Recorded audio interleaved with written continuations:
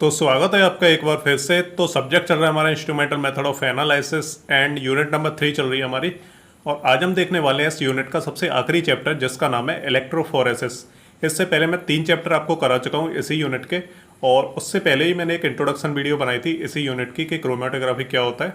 उसके बाद हमने पढ़ा था कि एडजॉर्प्शन और पार्टीशन क्रोमेटोग्राफी क्या होता है, दोनों के प्रिंसिपल हमने पढ़े थे। उसके बाद हमने एक पढ़ा था थिन लेयर क्रोमेटोग्राफी जो कि हमारा एडजॉर्प्शन प्रिंसिपल के ऊपर बेस्ड था। और उसके बाद हमने पढ़ा था पेपर क्रोमेटोग्राफी जो कि हमारा पार्टीशन क्रोमेटोग्राफी के ऊपर बेस्ड था। ठीक है, तो वो जो 3 वीडियो आप अच्छे तरीके से देख लेना तो पूरा जो कॉन्सेप्ट है वो आपके समझ में आ जाएगा। आज हम एक और नया चैप्टर पढ़ने वाले हैं और ये आखिरी चैप्टर होने वाला है इस यूनिट का, जिसका नाम है इलेक्ट्रोफोरेसिस। और ये जो इलेक्ट्रोफोरेसिस है ना, तो ये हमारा क्वांटिटेटिव एनालिसिस के लिए है। यानी हमने जो पहले 3 मेथड पढ़े हैं क्रोमेटोग्राफी में, यानी हमने थिन लेयर क्रोमेटोग्राफी पढ़ा था, इसके अलावा पेपर क्रोमेटोग्राफी पढ़ा था। तो वहाँ पे हमने क्या किया था कि सैंपल का एनालिसिस किया था, किसी अननोन सैंपल का एनालिसिस किया था, और उसमें हमने पता लगाया था कि कौन कौन से जो कंपाउंड्स हैं वो इसके अंदर प्रेजेंट हैं। तो हमने क्या है उसका क्वालिटेटिव एनालिसिस किया था कि कौन कौन से कंपाउंड इसके अंदर प्रेजेंट है। और जब क्या है दोनों अलग अलग मेथड से हमने पता लगा लिया कि कौन कौन से इसके अंदर कंपाउंड प्रेजेंट है, तो अब फाइनली हमारा आता है इलेक्ट्रोफोरेसिस। तो ये हमारी एक तरह की टेक्निक होती है जिसमें हम क्या है क्वांटिटेटिव एनालिसिस करते हैं, और इसमें हम क्या है क्वांटिटी का पता लगाते हैं कि अगर हमने सैंपल में से किसी अननोन सैंपल में से हमने पता लगा लिया कि इतने तरह के कंपाउंड इसके अंदर प्रेजेंट है, और अब हम क्या है उसका क्वांटिटेटिव एनालिसिस करेंगे और हम ये पता लगाएंगे कि कितने अमाउंट में प्रेजेंट है। तो ये हमारा क्वांटिटेटिव एनालिसिस होता है। तो इलेक्ट्रोफोरेसिस एक तरह की टेक्निक होती है जिसमें हम क्या करते हैं किसी भी कंपाउंड की क्वांटिटी के बारे में पता लगाते हैं। तो यही होता है हमारा इलेक्ट्रोफोरेसिस। अभी इसे हम और डिटेल में समझते हैं। तो जो इलेक्ट्रोफोरेसिस होता है, तो ये वर्ड हमारा 2 चीज़ों से मिलकर बना होता है, एक इलेक्ट्रो और एक फोरेसिस। तो इलेक्ट्रो का मतलब इलेक्ट्रॉन्स होता है, और इलेक्ट्रॉन्स का मतलब होता है अपने जो आयंस होते हैं, एनाइंस होते हैं, कैटाइंस होते हैं। इसके अलावा जो फोरेसिस होता है इसका मतलब होता है माइग्रेशन, और हम इसे बोल सकते हैं मूवमेंट या फिर एक तरह का सेपरेशन। तो माइग्रेशन वर्ड हम यहाँ पे यूज करने वाले हैं, तो इसके बारे में हम समझेंगे। तो जो इलेक्ट्रॉन्स का माइग्रेशन होता है एक जगह से दूसरी जगह जाना, तो वही हमारा होता है इलेक्ट्रोफोरेसिस। और इलेक्ट्रॉन्स में हम क्या है 2 चीज़ें देखते हैं, एक एनाइन होता है हमारा, एक कैटाइन होता है। तो दोनों तरह के जो इलेक्ट्रॉन्स होते हैं हमारे, तो दोनों का क्या है मूवमेंट होता है, उनका माइग्रेशन होता है, तो उसी को हम बोलते हैं इलेक्ट्रोफोरेसिस। चलिए इसे हम एक एग्जाम्पल से समझते हैं तो आपके बहुत अच्छे तरीके से समझ में आ जाएगा। हम क्या करते हैं कि एक हमारा है लड़कों का हॉस्टल, ये हमारा बॉयज हॉस्टल है, ये हो गया बॉयज हॉस्टल, और ये हो गया हमारा गर्ल्स हॉस्टल। तो दोनों हॉस्टल हो गए। अब यहाँ के इनके बीच में क्या है, यहाँ पे लड़के भी खड़े हैं, है ना, यहाँ पे लड़के भी हैं और लड़कियाँ भी हैं। ठीक है, तो काफ़ी सारा यहाँ पे लड़के और लड़कियों का क्या है यहाँ पे ग्रुप जो है यहाँ पे खड़ा हुआ है। तो काफ़ी सारे यहाँ पे लड़के लड़कियाँ इकट्ठे हो रखे हैं। तो कोई आता है उनसे बोलता है कि जाओ अपने अपने हॉस्टल में जाओ। तो जो लड़के हैं वो सारे बॉयज़ वाले हॉस्टल में चले जाते हैं, और जो लड़कियाँ हैं वो हमारी गर्ल्स हॉस्टल में चली जाती हैं। तो यहाँ पे क्या हुआ कि जो पूरा एक ग्रुप था जिसमें क्या है लड़के भी थे लड़कियाँ भी थी, तो वो क्या है अपनी अपनी जगह पे चले गए। लड़के बॉयज हॉस्टल में चले गए, लड़कियाँ गर्ल्स हॉस्टल में चली गई। तो हमने क्या देखा कि पहले जो एक जगह पे ग्रुप में जो इकट्ठे थे लड़के लड़कियाँ, फिर उनके बीच में क्या हुआ कि माइग्रेशन हुआ, और वो क्या है सेपरेट हो गए, यानी लड़के अपनी जगह पे चले गए और लड़कियां अपनी जगह पे चले गए। तो ये होता है हमारा इलेक्ट्रोफोरेसिस का एक सिंपल सा एग्जांपल। इसे हम क्या है रिप्लेस कर देते हैं इलेक्ट्रॉन से। तो मान लीजिए कोई कंपाउंड है, तो उसके अंदर क्या है इलेक्ट्रॉन्स प्रेजेंट होते हैं किसी कंपाउंड के अंदर, तो उसके अंदर क्या है कैटाइन भी होंगे, उसके अंदर एनाइन भी होंगे, काफ़ी सारे कैटाइन होंगे, काफ़ी सारे एनाइन होंगे। तो वो सब क्या है एक ही जगह पे क्या है इकट्ठे होंगे। ठीक है, तो जैसे ही हम क्या करेंगे कि इसे किसी इलेक्ट्रिक फील्ड के अंदर रखेंगे, तो बेसिकली जो इलेक्ट्रोफोरेसिस जो टेक्निक होती है इसमें हम क्या करते हैं किसी सैंपल को हम एक इलेक्ट्रिक फील्ड के अंदर रख देते हैं, और फिर जो सैंपल के अंदर जो कंपाउंड प्रेजेंट है तो उसमें क्या है काफ़ी सारे इलेक्ट्रॉन्स प्रेजेंट होते हैं, जिसमें एनाइन भी होंगे, कैटाइन भी होंगे। ठीक है, तो जैसे क्या है इलेक्ट्रिक फील्ड से हम इलेक्ट्रिसिटी पास करेंगे, तो ये हो गया हमारा इलेक्ट्रिक फील्ड। हम इसे इलेक्ट्रिक फील्ड मान लेते हैं। और इसमें क्या है यहाँ पे जो तारें जुड़ी हुई हैं, ये पॉजिटिव है, ये प्लस है हमारा, ये हमारा माइनस हो गया। ठीक है, तो जो हमने क्या है ये सैंपल है, ये हमने क्या है यहाँ पे इसके बीच में रख दिया, और साइड में हमारा इलेक्ट्रिक फील्ड है, तो हमने इलेक्ट्रिक फील्ड के बीच में इसे रख दिया। तो जैसे ही हम क्या है इलेक्ट्रिसिटी पास करेंगे, तो इसमें जो एनाइन होंगे वो क्या है एनाइन की तरफ जाएंगे, यानी हमारा जो एनोड है उसकी तरफ जाएंगे, और जो हमारे कैटाइन है माइनस वाले वो हमारे कैथोड की तरफ जाके मूव करने लगेंगे। तो पहले जितने भी हमारे एनाइंस और कैटाइंस जो एक जगह पे इकट्ठे थे, तो वो क्या है जैसे हमने उन्हें इलेक्ट्रिक फील्ड के अंदर रखा है और इलेक्ट्रिसिटी हमने पास की, तो उसमें जो भी इलेक्ट्रॉन प्रेजेंट है, जो भी उसमें कैटाइन एनाइन प्रेजेंट है, तो वो क्या है जो कैटाइन होंगे वो तो हमारे कैथोड की तरफ मूव करने लगेंगे, और जो हमारे एनाइंस है वो हमारे एनोड की तरफ मूव करने लगेंगे। तो बेसिकली हम क्या करते हैं इस टेक्निक से कि हम किसी अननोन सैंपल को जिसमें हमें पता लगाना है कि कोई भी कंपाउंड है उसमें कितनी क्वांटिटी में प्रेजेंट है, तो जैसे कोई भी एक कंपाउंड है तो हम क्या करेंगे, उस कंपाउंड के सैंपल को हम एक इलेक्ट्रिक फील्ड में रख देंगे, ठीक है। तो उस इलेक्ट्रिक फील्ड में एक तरफ एनोड होगा, एक तरफ कैथोड होगा। तो जैसे हम क्या करेंगे, इलेक्ट्रिसिटी को हम पास करेंगे तो वो जो पर्टिकुलर कंपाउंड है तो उसके अंदर क्या है, इलेक्ट्रॉन्स प्रेजेंट होंगे। इलेक्ट्रॉन्स का मतलब उसके अंदर कैटायन भी होंगे, उसके अंदर एनायन भी होंगे। तो जैसे इलेक्ट्रिसिटी पास होगी, तो जैसे हम इलेक्ट्रिसिटी पास करेंगे तो क्या होगा कि जो हमारे कैटायन है वो हमारे कैथोड की तरफ मूव करेंगे और जो हमारे एनायंस है वो हमारे एनोड की तरफ मूव करेंगे और इनके बीच में क्या है, सेपरेशन हो जाएगा। तो जितने भी कैटायंस और एनायंस एक जगह पे पहले इकट्ठे थे तो वो क्या होंगे, वो अपनी अपनी जगह पे पहुंच जाएंगे। यानी जितने भी एनायंस थे हमारे वो एनोड की तरफ इकट्ठे हो जाएंगे और जितने भी कैटायंस थे हमारे वो कैथोड की तरफ इकट्ठे हो जाएंगे। फिर हम क्या करेंगे कि जितने भी हमारे एनायंस हैं हम उनको कैलकुलेट करेंगे, उनकी हम काउंटिंग करेंगे और जितने हमारे कैटायंस हैं उनको भी हम काउंटिंग करेंगे, उनकी भी हम कैलकुलेशन करेंगे और उसके हिसाब से हम फिर बताएंगे कि कितनी क्वांटिटी में जो है कंपाउंड इसमें प्रेजेंट है। तो इस तरीके से हम क्या करते हैं, इलेक्ट्रोफोरेसिस करते हैं। तो किसी भी हमारा जो अननोन कंपाउंड है हमें पता लगाना है कि ये कितनी क्वांटिटी में प्रेजेंट है, तो हम क्या करेंगे, उसका इलेक्ट्रोफोरेसिस करेंगे और उसके जो एनायंस और कैटायंस होंगे उनको क्या है हम कैलकुलेट करेंगे। पहले जो एक ही जगह पे थे तो पहले हम क्या करेंगे, इन दोनों को सेपरेट करेंगे, कैटायंस को अलग कर देंगे, एनायंस को अलग कर देंगे और फिर हम उनकी काउंटिंग करेंगे कि कितने मॉलिक्यूल्स इसके अंदर प्रेजेंट है। तो यही होता है हमारा इलेक्ट्रोफोरेसिस। आई होप आपको समझ में आ गया होगा और अब हम इसे जो है थियोरेटिकल वे में समझेंगे। तो जो इलेक्ट्रोफोरेसिस होता है वो क्या हमारा एक एनालिटिकल टूल है जिसे सबसे पहले इंट्रोड्यूस किया था हमारे एक स्वीडिश केमिस्ट थे जिनका नाम था आर्ने टिसेलियस। तो इन्होंने सबसे पहले इसे इंट्रोड्यूस किया था और कब किया था, 1930 में से इंट्रोड्यूस कराया था। और इसके बाद क्या है 1937 में इसे और ज़्यादा इम्प्रूव किया गया और भी क्या है इसमें मॉडिफिकेशंस किए गए इस टेक्निक में। और जो हमारा इलेक्ट्रोफोरेसिस होता है तो एक तरह का ये फिजिकल मेथड होता है। इसे हम क्या फिजिकली जो हम इसे अप्लाई करते हैं, फिजिकली हम इस मेथड को, इस टेक्निक को यूज करते हैं। इसमें हम क्या करते हैं, किसी कंपाउंड का हम क्या है इसमें क्वांटिटेटिव एनालिसिस करेंगे, कितनी क्वांटिटी में प्रेजेंट है। तो बेसिकली हम क्या करते हैं, कोई भी जो कंपाउंड है तो उसके अंदर जो इलेक्ट्रॉन्स प्रेजेंट है तो हम उनका सेपरेशन करेंगे और फिर उनकी हम काउंटिंग करेंगे। इससे हमें पता लग जाएगा तो कितनी क्वांटिटी में जो कंपाउंड प्रेजेंट है, यानी कितने उसके अंदर मॉलिक्यूल्स प्रेजेंट है। तो ये होता है हमारा इलेक्ट्रोफोरेसिस। डेफिनेशन की अगर हम बात करें तो इलेक्ट्रोफोरेसिस में be defined as the migration of the charged particles through a solution under the influence of an external electric field. तो इलेक्ट्रोफोरेसिस क्या होता है कि इसमें क्या है, जो चार्ज्ड पार्टिकल्स होते हैं यानी जो इलेक्ट्रॉन्स होते हैं कंपाउंड के अंदर, तो उसमें क्या है जैसे ही हम इलेक्ट्रिसिटी पास करते हैं तो उन्हें क्या है चार्ज मिलता है और जैसे ही वो चार्ज मिलता है उन्हें, तो वो क्या है सेपरेट होने लगते हैं और वो क्या है माइग्रेशन करने लगते हैं। ठीक है, तो यही होता है हमारा इलेक्ट्रोफोरेसिस। तो ये आपको ध्यान रखना है, ये इसकी कॉमन सी डेफिनेशन है। इसके अलावा हम बात करें ions that are suspended between two electrodes tends to travel towards the electrode that bears opposite charges.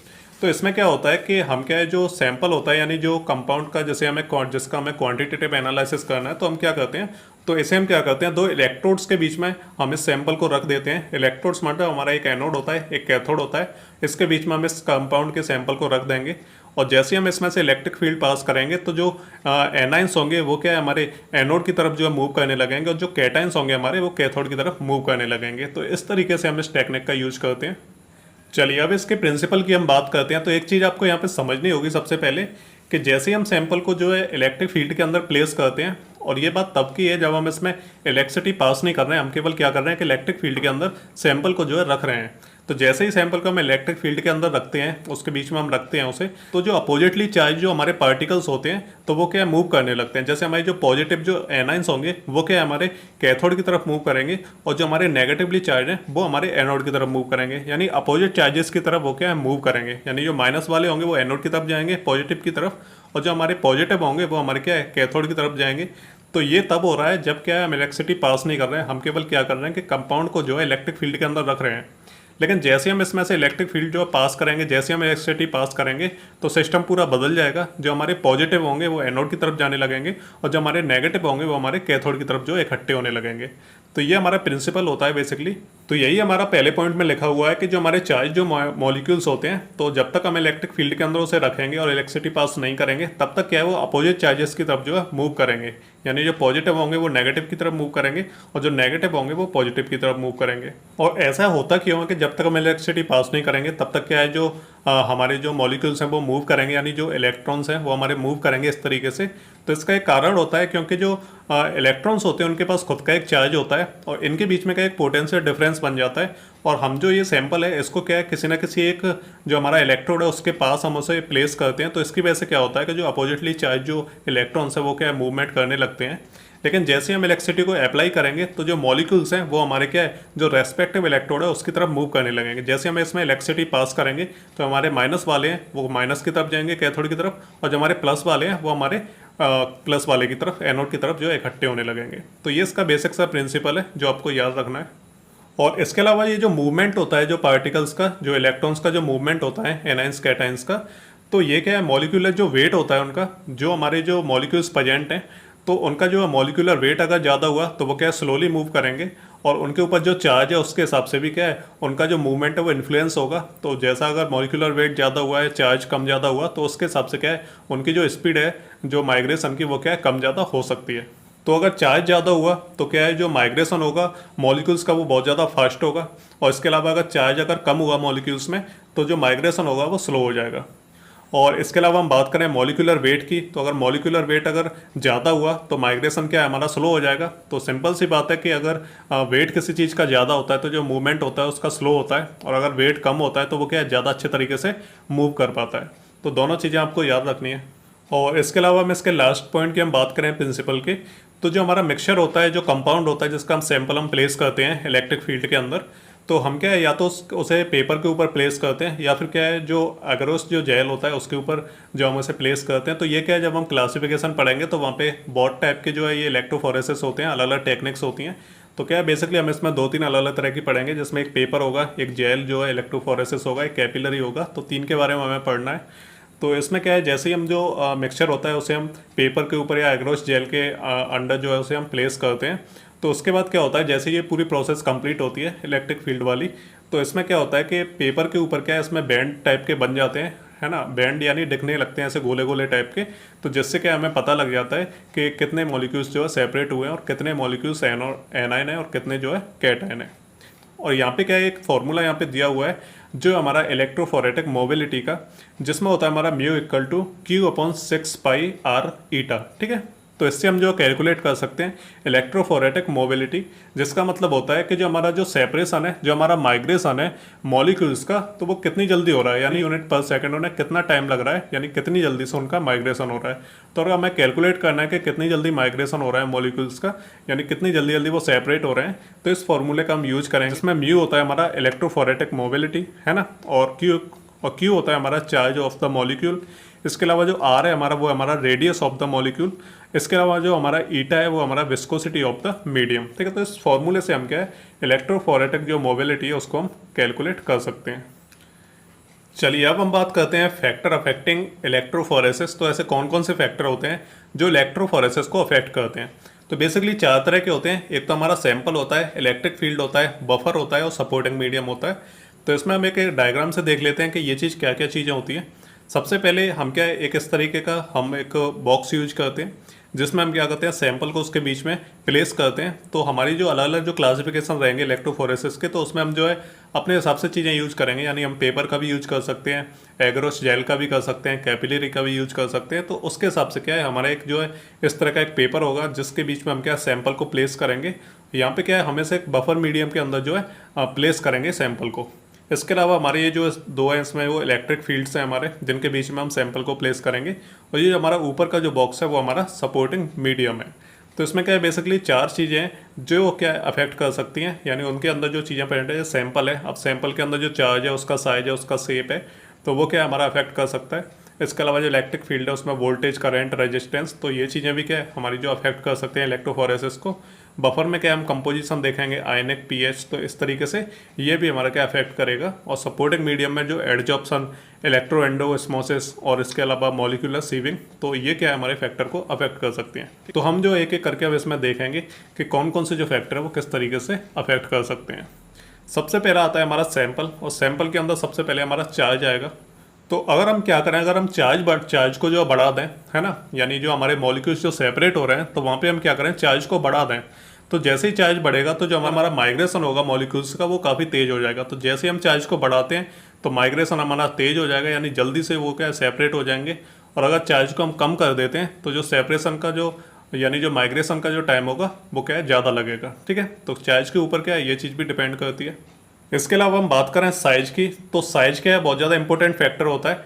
तो अगर हम क्या करें, एक इसमें बड़ा मॉलिक्यूल है, ठीक है, एक इसमें छोटा मॉलिक्यूल है, तो जो माइग्रेशन का जो माइग्रेशन होगा वो क्या है, डिपेंड करेगा साइज के ऊपर। तो साइज के ऊपर कैसे डिपेंड करेगा, अगर कोई बड़ा मॉलिक्यूल होगा, ठीक है, तो वो क्या है, काफ़ी स्लोली क्या है माइग्रेट करेगा, यानी स्लोली जो चलेगा। और जो हमारा छोटा मॉलिक्यूल है तो वो क्या है, वेट में थोड़ा सा कम होगा, उसका साइज भी छोटा होगा, तो वो जल्दी से क्या है मूव करेगा, यानी जल्दी से वो माइग्रेट करेगा।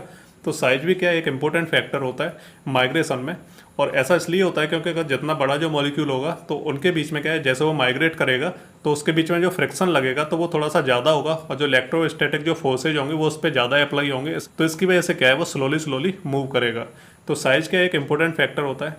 इसके अलावा हम शेप की बात करें तो शेप भी क्या है, हमारा एक इंपॉर्टेंट फैक्टर होता है। तो कई जो मॉलिक्यूल्स होंगे उनका शेप क्या है, थोड़ा अलग होगा, और कई जो मॉलिक्यूल्स होंगे उनका शेप भी थोड़ा सा अलग होगा। तो इसकी वजह से क्या होता है कि जो माइग्रेशन की जो रेट है वो क्या है, अलग अलग हो जाती है। ठीक है, तो जितने अलग अलग शेप के जो मॉलिक्यूल्स होंगे तो उसके हिसाब से क्या है, उनकी जो माइग्रेशन की जो टाइमिंग होगी वो क्या है, चेंज हो जाएगी। चलिए नेक्स्ट हम बात करते हैं इलेक्ट्रिक फील्ड की। तो इलेक्ट्रिक फील्ड क्या होता है, तो अकॉर्डिंग टू ओम्स लॉ, तो ओम्स लॉ शायद आपने 12th में पढ़ा होगा फिजिक्स में। तो वहाँ होता है हमारा I equal to V upon R, मतलब current equal to voltage upon resistance. तो इसमें हम क्या करेंगे कि जो हमारा वोल्टेज है अगर हम उसे बढ़ाते हैं, यानी इलेक्ट्रिक फील्ड के जो वोल्टेज है उसे हम अगर इंक्रीज करते हैं तो हमारा जो माइग्रेशन है वो क्या तेज हो जाएगा। इसी तरह से अगर हम करंट को बढ़ाते हैं तो हमारा जो वोल्टेज है वो ऑटोमेटिक बढ़ेगा, और जैसे हमारा वोल्टेज बढ़ेगा तो हमारा जो माइग्रेशन की जो स्पीड है वो और ज़्यादा बढ़ जाएगी। तो करंट को अगर हम बढ़ाते हैं तब भी हमारी जो माइग्रेशन की स्पीड है वो हमारी बढ़ जाएगी।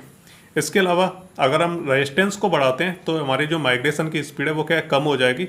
ठीक है, तो ये चीज़ें आपको ध्यान रखनी है। अगर हम वोल्टेज और करंट को बढ़ाते हैं तो हमारी जो माइग्रेशन की स्पीड है वो बढ़ जाएगी, अगर हम रेजिस्टेंस को बढ़ाते हैं तो माइग्रेशन की स्पीड हमारी घट जाएगी। क्योंकि जो हमारा करंट है वो क्या है, हमारे रेजिस्टेंस के इन्वर्सली प्रोपोर्शनल है, यानी डायरेक्टली प्रोपोर्शनल नहीं है, इन्वर्सली प्रोपोर्शनल है। तो अगर हम रेजिस्टेंस को बढ़ाते हैं तो माइग्रेशन की जो स्पीड है वो ऑटोमेटिक डिक्रीज होगी, क्योंकि रेजिस्टेंस बढ़ेगा तो करंट हमारा कम होगा। ठीक है, तो इसकी वजह से क्या है, माइग्रेशन भी हमारा कम हो जाएगा। नेक्स्ट हम बात करते हैं बफर की। तो बफर हमारा क्या करता है कि वो क्या है, डिटरमाइन करता है स्टेबिलिटी, है ना, stability pH of supporting system. तो जो हमारा सपोर्टिंग सिस्टम है जिसमें हमारा सैंपल प्लेस है, तो उस सैंपल को हम क्या है, एक बफर मीडियम में प्लेस करते हैं, और जो बफर मीडियम होता है वो क्या है, स्टेबिलिटी और पीएच को जो है मेंटेन करके रखता है ना। तो जो हमारा बफर होता है तो वो भी क्या है, हमारा अफेक्ट कर सकता है माइग्रेशन को। तो वो क्या है, अलग अलग तरीके से अफेक्ट कर सकता है, उनके बारे में हम एक एक करके देखते हैं। तो सबसे पहले हम कंपोजिशन ऑफ बफर्स देखेंगे कि जो बफर्स होते हैं उसमें हम जो क्या क्या चीज़ें यूज कर सकते हैं। तो एक एसीटेट बफर्स होते हैं हमारे, बारबुचरेट, साइट्रेट, है ना, ईडीटीए फॉर्मेट, फॉस्फेट, और जो पेरिडीन बफर्स भी क्या है हम कॉमनली जो है यूज करते हैं। सबसे पहले हम बात करें आयनिक स्ट्रेंथ की। तो ये जो बफर होते हैं वो हमारे क्या करते हैं कि ये जो हमारा कंपाउंड होता है जो हम प्लेस कर रहे हैं सैंपल में, तो उसे क्या है, आयनिक फॉर्म में उसे कन्वर्ट कर देते हैं, है ना। तो सबसे पहले जब हम सैंपल को प्लेस करते हैं उसके अंदर, तब जो हमारा सैंपल जो कंपाउंड होता है हमारा अनायनिक होता है। ठीक है, और जैसे ही क्या है हम उसे बफर में जो प्लेस करते हैं तो वो क्या हमारा आयनिक फॉर्म में कन्वर्ट हो जाता है, जिसकी वजह से जो माइग्रेशन है वो हमारा ईजी हो जाता है थोड़ा सा। सबसे पहले हम आयनिक स्ट्रेंथ की बात करते हैं। तो अगर बफर की हम आयनिक स्ट्रेंथ को बढ़ाते हैं तो जो हमारा बफर जो क्या कर रहा है, करंट को कैरी कर रहा है, तो वो क्या बढ़ेगा हमारा। तो अगर हम आयनिक स्ट्रेंथ को बढ़ाते हैं, ठीक है, बफर की आयनिक स्ट्रेंथ को बढ़ाते हैं, तो इससे हमारा जो करंट है वो क्या बढ़ेगा, जो बफर में हमारा प्रेजेंट है। और इसके अलावा हमारा जो करंट जो सैंपल, यानी क्या हम बफर में क्या सैंपल को प्लेस कर रहे हैं, तो एक बफर मीडियम में हम सैंपल को प्लेस कर रहे हैं, जिसकी वजह से क्या होगा कि अगर हम आयनिक स्ट्रेंथ को बढ़ाते हैं बफर की, तो इससे क्या होगा कि हमारा जो करंट है वो बढ़ेगा हमारा बफर में। और जब बफर में हमारा जो करंट बढ़ेगा तो जो वैसे जो सैंपल में जो करंट हमारा फ्लो रहा है वो क्या हमारा घटेगा, और सैंपल में अगर करंट हमारा डिक्रीज होगा तो इससे क्या होगा कि जो माइग्रेशन की रेट है वो हमारी कम हो जाएगी। और इसके बाद जो हाई आयनिक स्ट्रेंथ रहती है तो उसमें क्या होता है हमारा कि जो ओवरऑल जो करंट रहता है वो हमारा बढ़ता है। ठीक है, जो अगर हम हाई आयनिक स्ट्रेंथ को अगर हम यूज करते हैं बफर्स के अंदर, तो इसमें क्या होगा कि जो हमारा ओवरऑल करंट है वो हमारा बढ़ेगा, जिसकी वजह से क्या है, हीट ज़्यादा प्रोड्यूस होगी। अगर करंट ज़्यादा, अगर एनर्जी बढ़ेगी तो वहाँ पे क्या है, हीट भी हमारी ज़्यादा प्रोड्यूस होगी। इसके अलावा हम क्या करें कि जो स्ट्रेंथ है हमारे बफर्स की, अगर हम उसे डिक्रीज करें, आयनिक स्ट्रेंथ को हम डिक्रीज करें, तो इससे क्या होगा कि बफर जो करंट को कैरी कर रहा है तो वो क्या हमारा डिक्रीज होगा। और जैसे ही हमारा बफर्स के अंदर जो करंट डिक्रीज होगा तो इससे हमारे जो सैंपल है उसके अंदर क्या है, इंक्रीज होगा, है ना, जो करंट है हमारा। और जिससे क्या होगा कि जो माइग्रेशन की जो स्पीड है बढ़ जाएगा। तो इसी तरह से आपको बस ये चीज़ याद रखनी है। तो अगर हम बफर की आयनिक स्ट्रेंथ को बढ़ाते हैं तो करंट क्या है, कम होगा, जिसकी वजह से सैंपल के अंदर जो माइग्रेशन की जो रेट है वो हमारी डिक्रीज होगी। अगर हम क्या करते हैं, बफर्स के अंदर आयनिक स्ट्रेंथ को अगर हम घटाते हैं तो इससे क्या होगा हमारा कि ये सैंपल के अंदर क्या है, करंट हमारा इंक्रीज होगा और रेट ऑफ माइग्रेशन क्या है हमारी बढ़ जाएगी। इसी तरह से इसमें एक और पॉइंट याद रखना है, लो आयनिक स्ट्रेंथ। तो अपने हाई आयनिक स्ट्रेंथ देखती जिसमें क्या है जो ओवरऑल करंट है वो बढ़ रहा था और हीट भी हमारी बढ़ रही थी। इसी तरह से हमें क्या है जो लो आयनिक स्ट्रेंथ है जो, तो इसमें हमारा क्या होगा, जो करंट है हमारा ओवरऑल वो क्या हमारा डिक्रीज होगा और इससे क्या है जो हीट जो हमारी ज़्यादा प्रोड्यूस हो रही थी वो हमारी कम हो जाएगी। नेक्स्ट हम बात करते हैं पीएच की। तो जो हमारा पीएच होता है वो क्या है, हमारा आयनाइजेशन को जो डिटरमाइन करता है। तो अगर हम पीएच को बढ़ाते हैं तो जो हमारा आयनाइजेशन होगा ऑर्गेनिक एसिड्स का वो क्या हमारा इंक्रीज हो जाएगा। और इसके अलावा अगर हम पीएच को डिक्रीज करते हैं, पीएच को अगर हम कम करते हैं तो जो हमारा आयनाइजेशन होगा ऑर्गेनिक एसिड्स का वो हमारा डिक्रीज होगा। तो ये चीज़ आपको जो ध्यान रखनी है, क्योंकि जो पीएच होता है वो हमारा क्या है आयनाइजेशन को कम ज़्यादा करता है। तो जैसे जैसे हम पीएच को कम ज़्यादा करेंगे तो उसके हिसाब से क्या है जो आयनाइजेशन होगा वो कम ज़्यादा होगा। तो इससे हमें ये चीज़ पता चलती है कि जो डिग्री ऑफ आयनाइजेशन है वो क्या पीएच डिपेंडेंट होती है। तो आयनाइजेशन की जो प्रोसेस है वो क्या हमारे पीएच के ऊपर डिपेंड करती है। नेक्स्ट जो आता है हमारा वो आता है सपोर्टिंग मीडियम। तो सपोर्टिंग मीडियम में क्या है, हम काफ़ी अलग अलग चीज़ों का यूज करते हैं। तो बेसिकली अगर हम इसमें एडजॉर्प्शन यूज करते हैं अगर हम सपोर्टिंग मीडियम में, तो इसमें काफ़ी सारी चीज़ें होंगी और आपको पता ही है कि जो एडजॉर्प्शन होता है वो क्या होता है। तो सबसे पहले पॉइंट की अगर हम बात करें कि जो एडजॉर्प्शन होता है तो वो क्या करता है, हमारे सैंपल के रिटेंशन को जो बढ़ा देता है। तो मान लीजिए कि यहाँ पे हम क्या करते हैं, एक पेपर लेते हैं, इसके ऊपर हम क्या है गम को अप्लाई कर देते हैं अच्छे तरीके से। हमने यहाँ पे गम लगा दिया और जब हम क्या करेंगे कि इसके ऊपर कोई चीज़ हम रखेंगे, कोई हम इसके अंदर जो मॉलिक्यूल्स हैं उन्हें हम यहाँ पे डाल देंगे, छिड़क देंगे इस पार्टिकल्स को। तो क्या होगा इससे कि जैसे ही हम इन पार्टिकल्स को छुटाएंगे तो इससे क्या होगा कि ये आसानी से छूटेंगे नहीं इससे, और ये क्या है खिंचेंगे। मतलब क्या है, छूटने तो वो लगेंगे लेकिन क्या इनके बीच में एक खिंचाव पैदा होगा, यानी क्या है एडजॉर्ब हो चुके हैं वो उसके सरफेस पे, तो वो आसान तरीके से क्या है सेपरेट नहीं होंगे, आसान तरीके से वो बाहर नहीं निकलेंगे। तो इसी तरह से ये जो एडजॉर्प्शन होता है वो क्या रिटेंशन टाइम को बढ़ा देता है मॉलिक्यूल्स के, अगर हम इससे सपोर्टिंग मीडियम में जो यूज करते हैं। इसके अलावा हम बात करें कि कोई भी सैंपल अगर हम प्लेस कर रहे हैं एडजॉर्प्शन के मीडियम में, तो वहाँ पे क्या होगा कि मान लीजिए कि हमने यहाँ पे क्या किया कि इलेक्ट्रिक फील्ड के अंदर हमने क्या है यहाँ पे जो सपोर्टिंग मीडियम है वहाँ पे हमने क्या ले लिया एडजॉर्प्शन, यानी एडजॉर्प्शन हो रहा हो इस तरह का हमने क्या है वहाँ पे सपोर्टिंग मीडियम ले लिया। और जैसे हम सैंपल को इसके ऊपर प्लेस करेंगे और जैसे करंट को हम पास करेंगे इसके अंदर से, इलेक्ट्रिक फील्ड के अंदर से, तो वहाँ पे क्या होगा कि ये जो मॉलिक्यूल्स है वो क्या सेपरेट होना शुरू हो जाएंगे, यानी माइग्रेट होना शुरू हो जाएंगे। ठीक है, तो माइग्रेट होने के बाद वो क्या है, कुछ जो मॉलिक्यूल्स है वो क्या हमारे पॉजिटिव की तरफ जाने लगेंगे, है ना, वो यानी वो क्या है एनोड की तरफ जाने लगेंगे, कुछ हमारे जो कैथोड की तरफ जाने लगेंगे। लेकिन क्या है ये इसके ऊपर एडजॉर्ब हो चुके हैं अच्छे तरीके से, इसके ऊपर चिपक चुके हैं, यानी चिपक गए हैं वो एडजॉर्प्शन की वजह से। तो जैसे इनके अंदर से करंट पास होगा तो ये क्या है मूव तो करेंगे, लेकिन क्या है कि वो आसान तरीके से मूव नहीं कर पाएंगे, वो क्या है खिंच जाएंगे इस तरीके से, है ना, उनके बीच में इस तरह का स्ट्रेच आ जाएगा, जिससे क्या है ये कॉमेट की तरह जो एक शेप ले लेगा। ठीक है, तो ये चीज़ आपको जो है ध्यान रखनी है। नेक्स्ट हम बात करते हैं कि जो हमारा एडजॉर्प्शन होता है वो क्या है दो चीज़ों को घटा देता है। एक तो हमारी रेट ऑफ माइग्रेशन को भी घटा देता है, इसके अलावा इसका जो रेजोल्यूशन रहता है सेपरेशन ऑफ मॉलिक्यूल्स का उसको भी क्या है ये कम कर देता है। तो एक तो क्या है ये जो माइग्रेशन की रेट है उसे तो कम करेगा ही, क्या है कि सेपरेट नहीं हो पाएंगे अच्छे तरीके से, माइग्रेट नहीं कर पाएंगे जो मॉलिक्यूल्स है। इसके अलावा इसका जो शेप होता है, इसका जो रेजोल्यूशन होता है उसको भी ये ख़राब कर देता है, क्योंकि ये चिपके हुए हैं इससे, तो ये क्या आसान तरीके से नहीं निकल पाएंगे। इससे क्या है इनका जो स्ट्रक्चर है वो टेढ़ा मेढ़ा हो जाएगा, कॉमेट की तरह हो जाएगा। तो अगर हम एडजॉर्प्शन को यूज करते हैं एज अ सपोर्टिंग मीडियम तो ये इसके कुछ फैक्टर्स है जो इसे अफेक्ट कर सकते हैं माइग्रेशन को।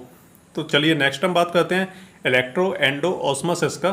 तो जो इलेक्ट्रो एंडो ऑस्मोसिस होता है तो ये किसकी वजह से होता है कि जो सपोर्टिंग मीडियम में जो हमारे कुछ ग्रुप्स होते हैं जो क्या है जो सपोर्टिंग मीडियम के सरफेस पे प्रेजेंट होते हैं, तो इसकी वजह से क्या है हमारा इलेक्ट्रो एंडो ऑस्मोसिस होता है ना। तो जो एग्जांपल की हम बात करें, अगर हम ऐसे कौन कौन से ग्रुप्स होते हैं, तो एक हमारा अगर हम पेपर को यूज करते हैं तो उस पर क्या है कार्बोक्सिल ग्रुप्स होते हैं।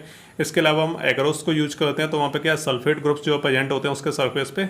ग्लास बॉल को हम यूज करते हैं तो उस पर क्या है सिलानोल के जो है ग्रुप जो है प्रेजेंट हो सकते हैं। ठीक है, तो इस तरीके से क्या है कि जो इलेक्ट्रो एंडो ऑस्मोसिस है तो इसकी वजह से क्या है ये जो हमारे ग्रुप्स रहते हैं सपोर्टिंग मीडियम के सरफेस पे, तो उसकी वजह से क्या है जो इलेक्ट्रो एंडो ऑस्मोसिस है वो क्या है होने लगता है। और अगर सपोर्टिंग में ये जो तीन जो हमारे ग्रुप्स हैं, ठीक है, अगर ये प्रेजेंट होंगे तो इससे क्या होगा कि जो पीएच वैल्यू होगी इन तीनों ग्रुप्स की तो वो क्या है आयनाइज होगी, है ना। तो जो पीएच होगा इन तीनों ग्रुप्स का तो वो क्या है आयनाइज होगा। इसकी वजह से क्या है जो नेगेटिवली चार्ज है वो क्या है हमारा बढ़ेगा, जिसकी वजह से क्या होगा कि जो हमारे जो आयनाइज जो ग्रुप हैं तो वो क्या करेंगे एक तरह से जो हमारा सपोर्टिंग मीडियम है तो उसमें क्या है एक हमारा इलेक्ट्रिक डबल लेयर जो रीजन है वो हमारा उसमें क्रिएट हो जाएगा। और जैसे हम उसके ऊपर वोल्टेज को अप्लाई करेंगे, जैसे हम लाइट को जो उसमें से पास करेंगे तो इसकी वजह से क्या होगा कि जो हमारा जो सेपरेशन हो रहा है, यानी जो माइग्रेट कर रहे हैं हमारे मॉलिक्यूल्स सैंपल के, तो वो तो हमारे माइग्रेट करेंगे ही, लेकिन क्या इसकी वजह से एक और प्रॉब्लम हो जाएगी कि जो हमारा जो सपोर्टिंग मीडियम है जिसमें हमने किसी इलेक्ट्रोलाइट को फिल कर रखा है, तो वो भी क्या है हमारा मूव करने लगेगा सैंपल्स के मॉलिक्यूल्स की तरह। ठीक है, तो इसकी वजह से क्या हमारा इलेक्ट्रो एंडोस्मोसिस है वो क्या हमारा क्रिएट हो जाएगा। और ये जो इलेक्ट्रो एंडोस्मोसिस है, तो इसकी वजह से क्या होगा कि जो हमारे जो कैटायंस हैं उनका मूवमेंट तो हमारा बढ़ जाएगा, यानी उनके माइग्रेशन की स्पीड तो बढ़ जाएगी, लेकिन इससे क्या होगा कि जो एनाइंस के जो मूवमेंट की जो स्पीड है वो हमारी कम हो जाएगी। वो क्या है, कम क्या मतलब रिटेन हो जाएंगे, वो वहाँ से हिलेंगे ही नहीं, लेकिन जो हमारे कैटायंस है वो क्या हमारे तेज़ी से मूव करेंगे, और जो एनाइंस है वो हमारे वहीं के में रुक जाएंगे, रिटेन्ड हो जाएंगे एक ही जगह पे। तो ये जो इलेक्ट्रो एंडोस्मोसिस है, तो ये भी हमारा क्या एक इंपॉर्टेंट फैक्टर है जो क्या है माइग्रेशन को अफेक्ट करता है। तो ये जो मैंने आपको चीज़ें बता रहा हूँ इलेक्ट्रो एंडोस्मोसिस, तो ये क्या हम जो अलग अलग तरह के जो हमारे डिफरेंट टाइप के जो इलेक्ट्रोफोरेसिस टेक्निक्स होती हैं, तो उसमें क्या अलग अलग चीज़ों का यूज़ किया जाता है एज अ सपोर्टिव मीडियम। तो वहाँ पे क्या है इस तरह की प्रॉब्लम्स आती हैं। और एक और हमारा आता है इसमें मॉलिक्यूलर सीविंग। तो जब हम क्या जेल्स वगैरह का यूज़ करते हैं इलेक्ट्रोफोरेसिस में, तो उसमें अगर हम जेल्स का यूज़ करेंगे तो जेल होते हैं वो हमारे क्या करते हैं कि वो एक तरह से चलने का काम करते हैं। तो अगर हम क्या करते हैं कि जो अगर स्टार्च और जो पॉलीएक्राइल एमाइड रहते हैं, तो इस तरह के अगर हम जेल्स का यूज़ करते हैं तो जो मूवमेंट होगा मॉलिक्यूल्स का, तो उसमें से बड़े और छोटे जो मॉलिक्यूल्स हैं वो सब तरीके के जो मॉलिक्यूल्स हैं उसमें से पास हो जाएंगे। लेकिन अगर हम क्या करते हैं जो सेफेडेक्स जेल का यूज़ करते हैं, तो जो छोटे जो मॉलिक्यूल्स होते हैं तो वो क्या करेंगे कि जो उसमें जो पोर्स होंगे उनमें जाके वो टाइटली जो अटैच हो जाएंगे, और वही जो छोटे जो मॉलिक्यूल्स हैं बस वही निकल पाएंगे, और जो बड़े मॉलिक्यूल्स हैं वो क्या हमारे एक्सक्लूड हो जाएंगे, यानी जो बड़े मॉलिक्यूल्स हैं वो एक तरफ रह जाएंगे, और जो छोटे मॉलिक्यूल्स हैं वो क्या चलनी से जो बाहर निकल जाएंगे छोटे पोर्स से होते हुए। तो ये क्या हमारी जो मॉलिक्यूलर जो सीविंग रहती है, तो ये क्या हमारे फैक्टर को अफेक्ट करती है। तो अगर हम जेल्स वगैरह का यूज करते हैं तो ये भी क्या करते हैं हमारी जो माइग्रेशन का जो रेट ऑफ जो माइग्रेशन रहता है उसको क्या है अफेक्ट कर सकते हैं। तो हमें क्या है उसके हिसाब से जो है चूज करना है किस तरीके की हमें जो है इलेक्ट्रोफोरेसिस करनी है, तो उसके हिसाब से हम क्या है जो सपोर्टिंग मीडियम है उसका चूज करते हैं, उसे हम चूज करते हैं। बात करते हैं हम क्लासिफिकेशन ऑफ इलेक्ट्रोफोरेसिस कि कितने टाइप का हमारा इलेक्ट्रोफोरेसिस होता है। तो इसमें क्या है, एक तो हमारा जॉन इलेक्ट्रोफोरेसिस रहता है, एक मूविंग बाउंड्री इलेक्ट्रोफोरेसिस रहता है। तो जॉन में तो क्या है हमारे जो सैंपल होता है केवल उसके अंदर जो मॉलिक्यूल्स प्रेजेंट है केवल वही हमारे माइग्रेट करते हैं। लेकिन जो मूविंग बाउंड्री होता है तो इसमें क्या है जो इलेक्ट्रोलाइट वगैरह प्रेजेंट रहता है, जो सपोर्टिंग मीडियम जो प्रेजेंट रहता है, तो वो भी हमारा क्या है सैंपल मॉलिक्यूल्स के साथ मूव करता है। तो ये चीज़ आपको याद रखनी है। इसमें जॉन जो इलेक्ट्रोफोरेसिस रहता है इसमें काफ़ी अलग अलग टाइप के रहते हैं, जैसे paper electrophoresis, gel electrophoresis, thin layer electrophoresis, इसके अलावा cellulose acetate electrophoresis. Moving boundary में हमारा क्या कैपिलर इलेक्ट्रोफोरेसिस रहता है, आइसोटेकोफोरेसिस रहता है, आइसो इलेक्ट्रिक फोकसिंग रहता है, इसके अलावा इम्यूनो इलेक्ट्रोफोरेसिस रहता है। तो यहाँ पे क्या है जो हमारा सिलेबस है उसमें हमें केवल 3 पढ़ने हैं, एक तो पेपर पढ़ना है, एक जेल पढ़ना है और एक कैपिलरी पढ़ना है। तो 3 तरह के हमें क्या पढ़ने हैं इसमें, और बाकी को हमें इग्नोर करना है क्योंकि सभी को नहीं पढ़ना है, जो सिलेबस में दिया है केवल हम वही पढ़ेंगे। चलिए अब हम सबसे पहले बात करते हैं पेपर इलेक्ट्रोफोरेसिस की। तो जो हमारा पेपर इलेक्ट्रोफोरेसिस रहता है तो एक तरह का हमारा जॉन इलेक्ट्रोफोरेसिस रहता है। ठीक है, तो इसमें हमारा जो इलेक्ट्रोलाइट है वो हमारा मूव नहीं करेगा, केवल जो सैंपल के जो मॉलिक्यूल्स हैं वही हमारे मूव करेंगे। और ये काफ़ी इंपॉर्टेंट जो मेथड रहता है, तो काफ़ी अलग अलग टाइप की लेबोरेटरी में इस मेथड को यूज किया जाता है। प्रिंसिपल हमारा सिंपल रहता है कि बेसिकली हम क्या इसमें एक अलग अलग हम क्या इसमें 2 चैम्बर लेते हैं, इनमें क्या इलेक्ट्रोलाइट को हम फिल कर देते हैं। यहाँ पे क्या एक हम फिल्टर पेपर का यूज करते हैं क्योंकि हमारा पेपर इलेक्ट्रोफोरेसिस है, तो हम इसमें क्या पेपर का यूज करते हैं। फिल्टर पेपर हमारा ये हो गया, ये हो गया। इसके ऊपर हम क्या है जो कांच की जो 2 प्लेट्स होती हैं हम उनको जो इसके ऊपर प्लेस करते हैं। यहाँ पे हम सैंपल को पुट करते हैं। तो पहले हम क्या करेंगे पेपर के ऊपर सैंपल को पुट करेंगे, उसके बाद हम क्या करेंगे कि जो ग्लास की प्लेट्स हैं वो हम इसके ऊपर अप्लाई कर देंगे। यहाँ पे हम एक पेंसिल से एक लाइन खींच देंगे हम, तो जैसे हम करंट को इसमें से पास करेंगे, ठीक है, तो जो हमारा जो करंट है वो क्या है पहले जो इलेक्ट्रोलाइट है तो उसमें क्या है पास होगा हमारा करंट, और फिर क्या है हमारा जो पेपर है इससे होके ये पास होगा। तो जो हमारा जो इलेक्ट्रोलाइट है वही हमारा क्या है कैथोड और एनोड की तरह काम करेगा। तो एक हमारा काम करेगा कैथोड की तरह, एक हमारा एनोड की तरह काम करेगा। तो जैसे इसमें से करंट को हम पास करते हैं तो इसमें हम करंट यूज करेंगे 45 वोल्ट इन DC, डायरेक्ट करंट को हम यूज करेंगे। और जो 5 बैटरी है जो इसमें अटैच होंगी और वो होंगी 6 वोल्ट पर ईच, यानी एक बैटरी उसमें 6 वोल्ट की होगी। इस तरह की हम 5 बैटरी इसमें लगाएंगे तो हमारा टोटल हो जाएगा 45 वोल्ट डायरेक्ट करंट। तो जैसे हम करंट को इसमें पास करेंगे तो जो हमारा इलेक्ट्रोलाइट है तो दोनों जो हमारे फिल्टर पेपर है वो एक हमारा ऐसा इधर डूबा हुआ है इलेक्ट्रोलाइट में, एक हमारा इधर जो है डूबा हुआ है इलेक्ट्रोलाइट में। तो जैसे इसमें से करंट पास होगा तो जो हमारा सैंपल है तो वो क्या करेगा हमारे उसके अंदर जो कैटाइंस और जो एनाइंस प्रेजेंट होंगे तो वो क्या है मूव करने लगेंगे। तो मूव करने के बाद वो क्या अपनी पोजीशन को चेंज करेंगे। तो यहाँ पे हम क्या एक पेंसिल से हम पहले एक लाइन खींच देंगे और इससे हमें पता चल जाएगा कि जो सैंपल के अंदर जो मॉलिक्यूल्स हैं तो उन्होंने कितना मूव किया है, यानी कितना मूवमेंट उनके अंदर हुआ है, यानी कितना उन्होंने माइग्रेशन किया है।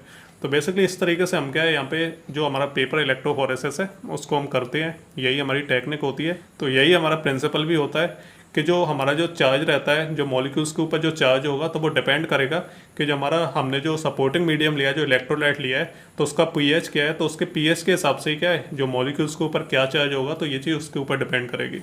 यही हमारा प्रिंसिपल होता है, तो आप इसे रीड कर लेना। इस मेथड से हम क्या कर सकते हैं, जो अमीनो एसिड रहते हैं तो इनको हम जो एनालाइज कर सकते हैं। इसके अलावा प्रोटीन्स और जो अदर जो मैक्रो मॉलिक्यूल्स रहते हैं तो इन सभी को हम क्या एनालाइज कर सकते हैं। इसमें हम जो फिल्टर पेपर यूज करेंगे तो वो काफ़ी अच्छी क्वालिटी का होना चाहिए। इसके साथ उसमें 95% तक अल्फा सेलुलोज जो है प्रेजेंट होना चाहिए, यानी उसके अंदर जो फाइबर्स प्रेजेंट होंगे सेलुलोज के, तो उसमें क्या है लगभग 95% तक अल्फा सेलुलोज के फाइबर्स होने चाहिए। इसके अलावा क्या है उसमें एडजॉर्प्शन की जो कैपेसिटी है वो काफ़ी कम होनी चाहिए, यानी ऐसा नहीं है कि होनी चाहिए लेकिन स्लाइट होनी चाहिए, काफ़ी कम होनी चाहिए। चलिए बात कर लें एपरेटस की, तो हमें क्या क्या एपरेटस को यूज करना है। सबसे पहले क्या है, हमें क्या है एक जो है पावर पैक चाहिए, यानी जिससे हम क्या है इलेक्ट्रिसिटी को फ्लो करा सकें। तो उसके लिए क्या हमें एक पावर पैक चाहिए जिसमें हम क्या करेंगे इलेक्ट्रोफोरेटिक जो सेल्स रहती हैं उसका हम यूज करेंगे। तो बेसिकली हम जो 5 बैटरीज लेंगे, यानी 5 जो बैटरी सेल्स लेंगे, जो क्या है हर जो बैटरी होगी वो हमारी 6 वोल्ट की होगी। तो इस तरह से हमें क्या है 45 वोल्ट का एक हमें पावर पैक मिलेगा, ठीक है, जो हमारा डायरेक्ट करंट होगा। इसके अलावा जो पावर पैक होता है तो इसे हम क्यों यूज करते हैं, क्योंकि एक तो ये स्टेबलाइज डायरेक्ट करंट को जो प्रोड्यूस कर सकता है, यानी स्टेबल रहेगा और जितना करंट हमें पास कराना है उतना हम करा सकते हैं। और इसके अलावा इससे जो हम कंट्रोल कर सकते हैं वोल्टेज को और जो हमारा करंट जो आउटपुट रहता है दोनों को हम कंट्रोल कर सकते हैं, ठीक है। तो ये चीज़ भी इससे एक फ़ायदेमंद रहती है। इसके अलावा जो आउटपुट रहेगा हमारा वो 0 से 500 वोल्ट तक जो है आउटपुट इसका रहेगा। इसके अलावा 0 से 150 एम्पियर तक जो है करंट को जो है प्रोड्यूस कर सकता है। तो ये चीज़ क्या है हमें एपरेटस में जो पहली चीज़ है वो हमें यूज करनी है। इसके अलावा जो इलेक्ट्रोफोरेटिक सेल रहती है तो इसी में क्या हमारे इलेक्ट्रोड्स जो है प्रेजेंट रहते हैं। इसके अलावा हमें एक रिजर्वोयर चाहिए, हमें क्या इस तरह के कंटेनर चाहिए जिसमें क्या हम बफर्स को जो उसमें फिल करेंगे। इसके अलावा हमें सपोर्ट चाहिए कि पेपर को हम किस तरीके से उसके अंदर प्लेस करेंगे, तो उसके लिए सपोर्ट सिस्टम भी चाहिए। इसके अलावा हमें क्या चाहिए, एक ट्रांसपेरेंट इंसुलेटिंग कवर भी चाहिए।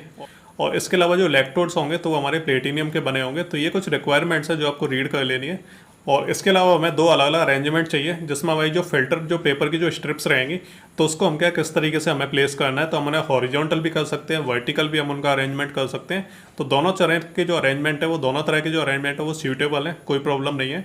तो जो पर्सनल जो प्रेफरेंस है, जो जिस तरीके से हमें करना है इलेक्ट्रोफोरेसिस, तो उसके हिसाब से हम क्या है उन्हें प्लेस करेंगे, उनका अरेंजमेंट करेंगे। तो ये होती है हमारी एपरेटस की रिक्वायरमेंट, हमें क्या क्या चाहिए वो सारी चीज़ें आप इसमें पढ़ लेना, पूरा थियोरेटिकल है। इसके अलावा नेक्स्ट हम बात करते हैं सैम्पल एप्लीकेशन की। तो सैंपल को हमें किस तरीके से अप्लाई करना है पेपर के ऊपर, किस तरीके से उसे प्लेस करना है। तो सैंपल को क्या है छोटे छोटे स्पॉट्स में उसे प्लेस करना है हमें। तो हम क्या करेंगे, जो हमारा इस तरह से जो पेपर होगा हमारा, तो उसके ऊपर हम क्या है सैंपल को प्लेस करेंगे और हमें क्या है 0.5 सेंटीमीटर तक डायमीटर में इतने छोटे छोटे हमें जो सैंपल्स हैं उनको जो है प्लेस करना है, ठीक है। तो लगभग इनका जो साइज होना चाहिए वो 0.5 सेंटीमीटर तक होना चाहिए डायमीटर में। और हमें क्या एक स्ट्रैक की तरह हमें फॉर्म करना है, यानी हमें क्या एक तरह से स्ट्रैक बनानी है, उसकी लाइन बनानी है, इस तरीके से यूनिफॉर्म लाइन बनानी है। तो इस तरीके से हम उन्हें प्लेस कर सकते हैं और जो साइज रहेगा वो हमारा 0.5 सेंटीमीटर तक रहेगा डायमीटर में। इसके अलावा कुछ स्पेशल टाइप की हमारी डिवाइसेस भी रहती हैं, तो उसे हम यूज करके जो है सैंपल को इस तरीके से प्लेस कर सकते हैं पेपर के ऊपर। और ये जो सैंपल रहता है इसको हम पहले अप्लाई करते हैं, इस तो वो बफर के साथ इक्विलिब्रेट होगा, तो या तो उसके बाद उसे हम प्लेस कर सकते हैं या फिर हम क्या है इससे पहले हम उसे जो है सैंपल को अप्लाई कर सकते हैं। प्रोसीजर की अगर हम बात करें तो जैसे हम क्या करेंगे सैंपल को अप्लाई कर देंगे पेपर के ऊपर, और जो पेपर है उसे हम क्या करेंगे बफर के अंदर उसे हम प्लेस कर देंगे, ठीक है। तो उसके बाद हम क्या करेंगे करंट को हम पास करेंगे, स्विच ऑन करेंगे।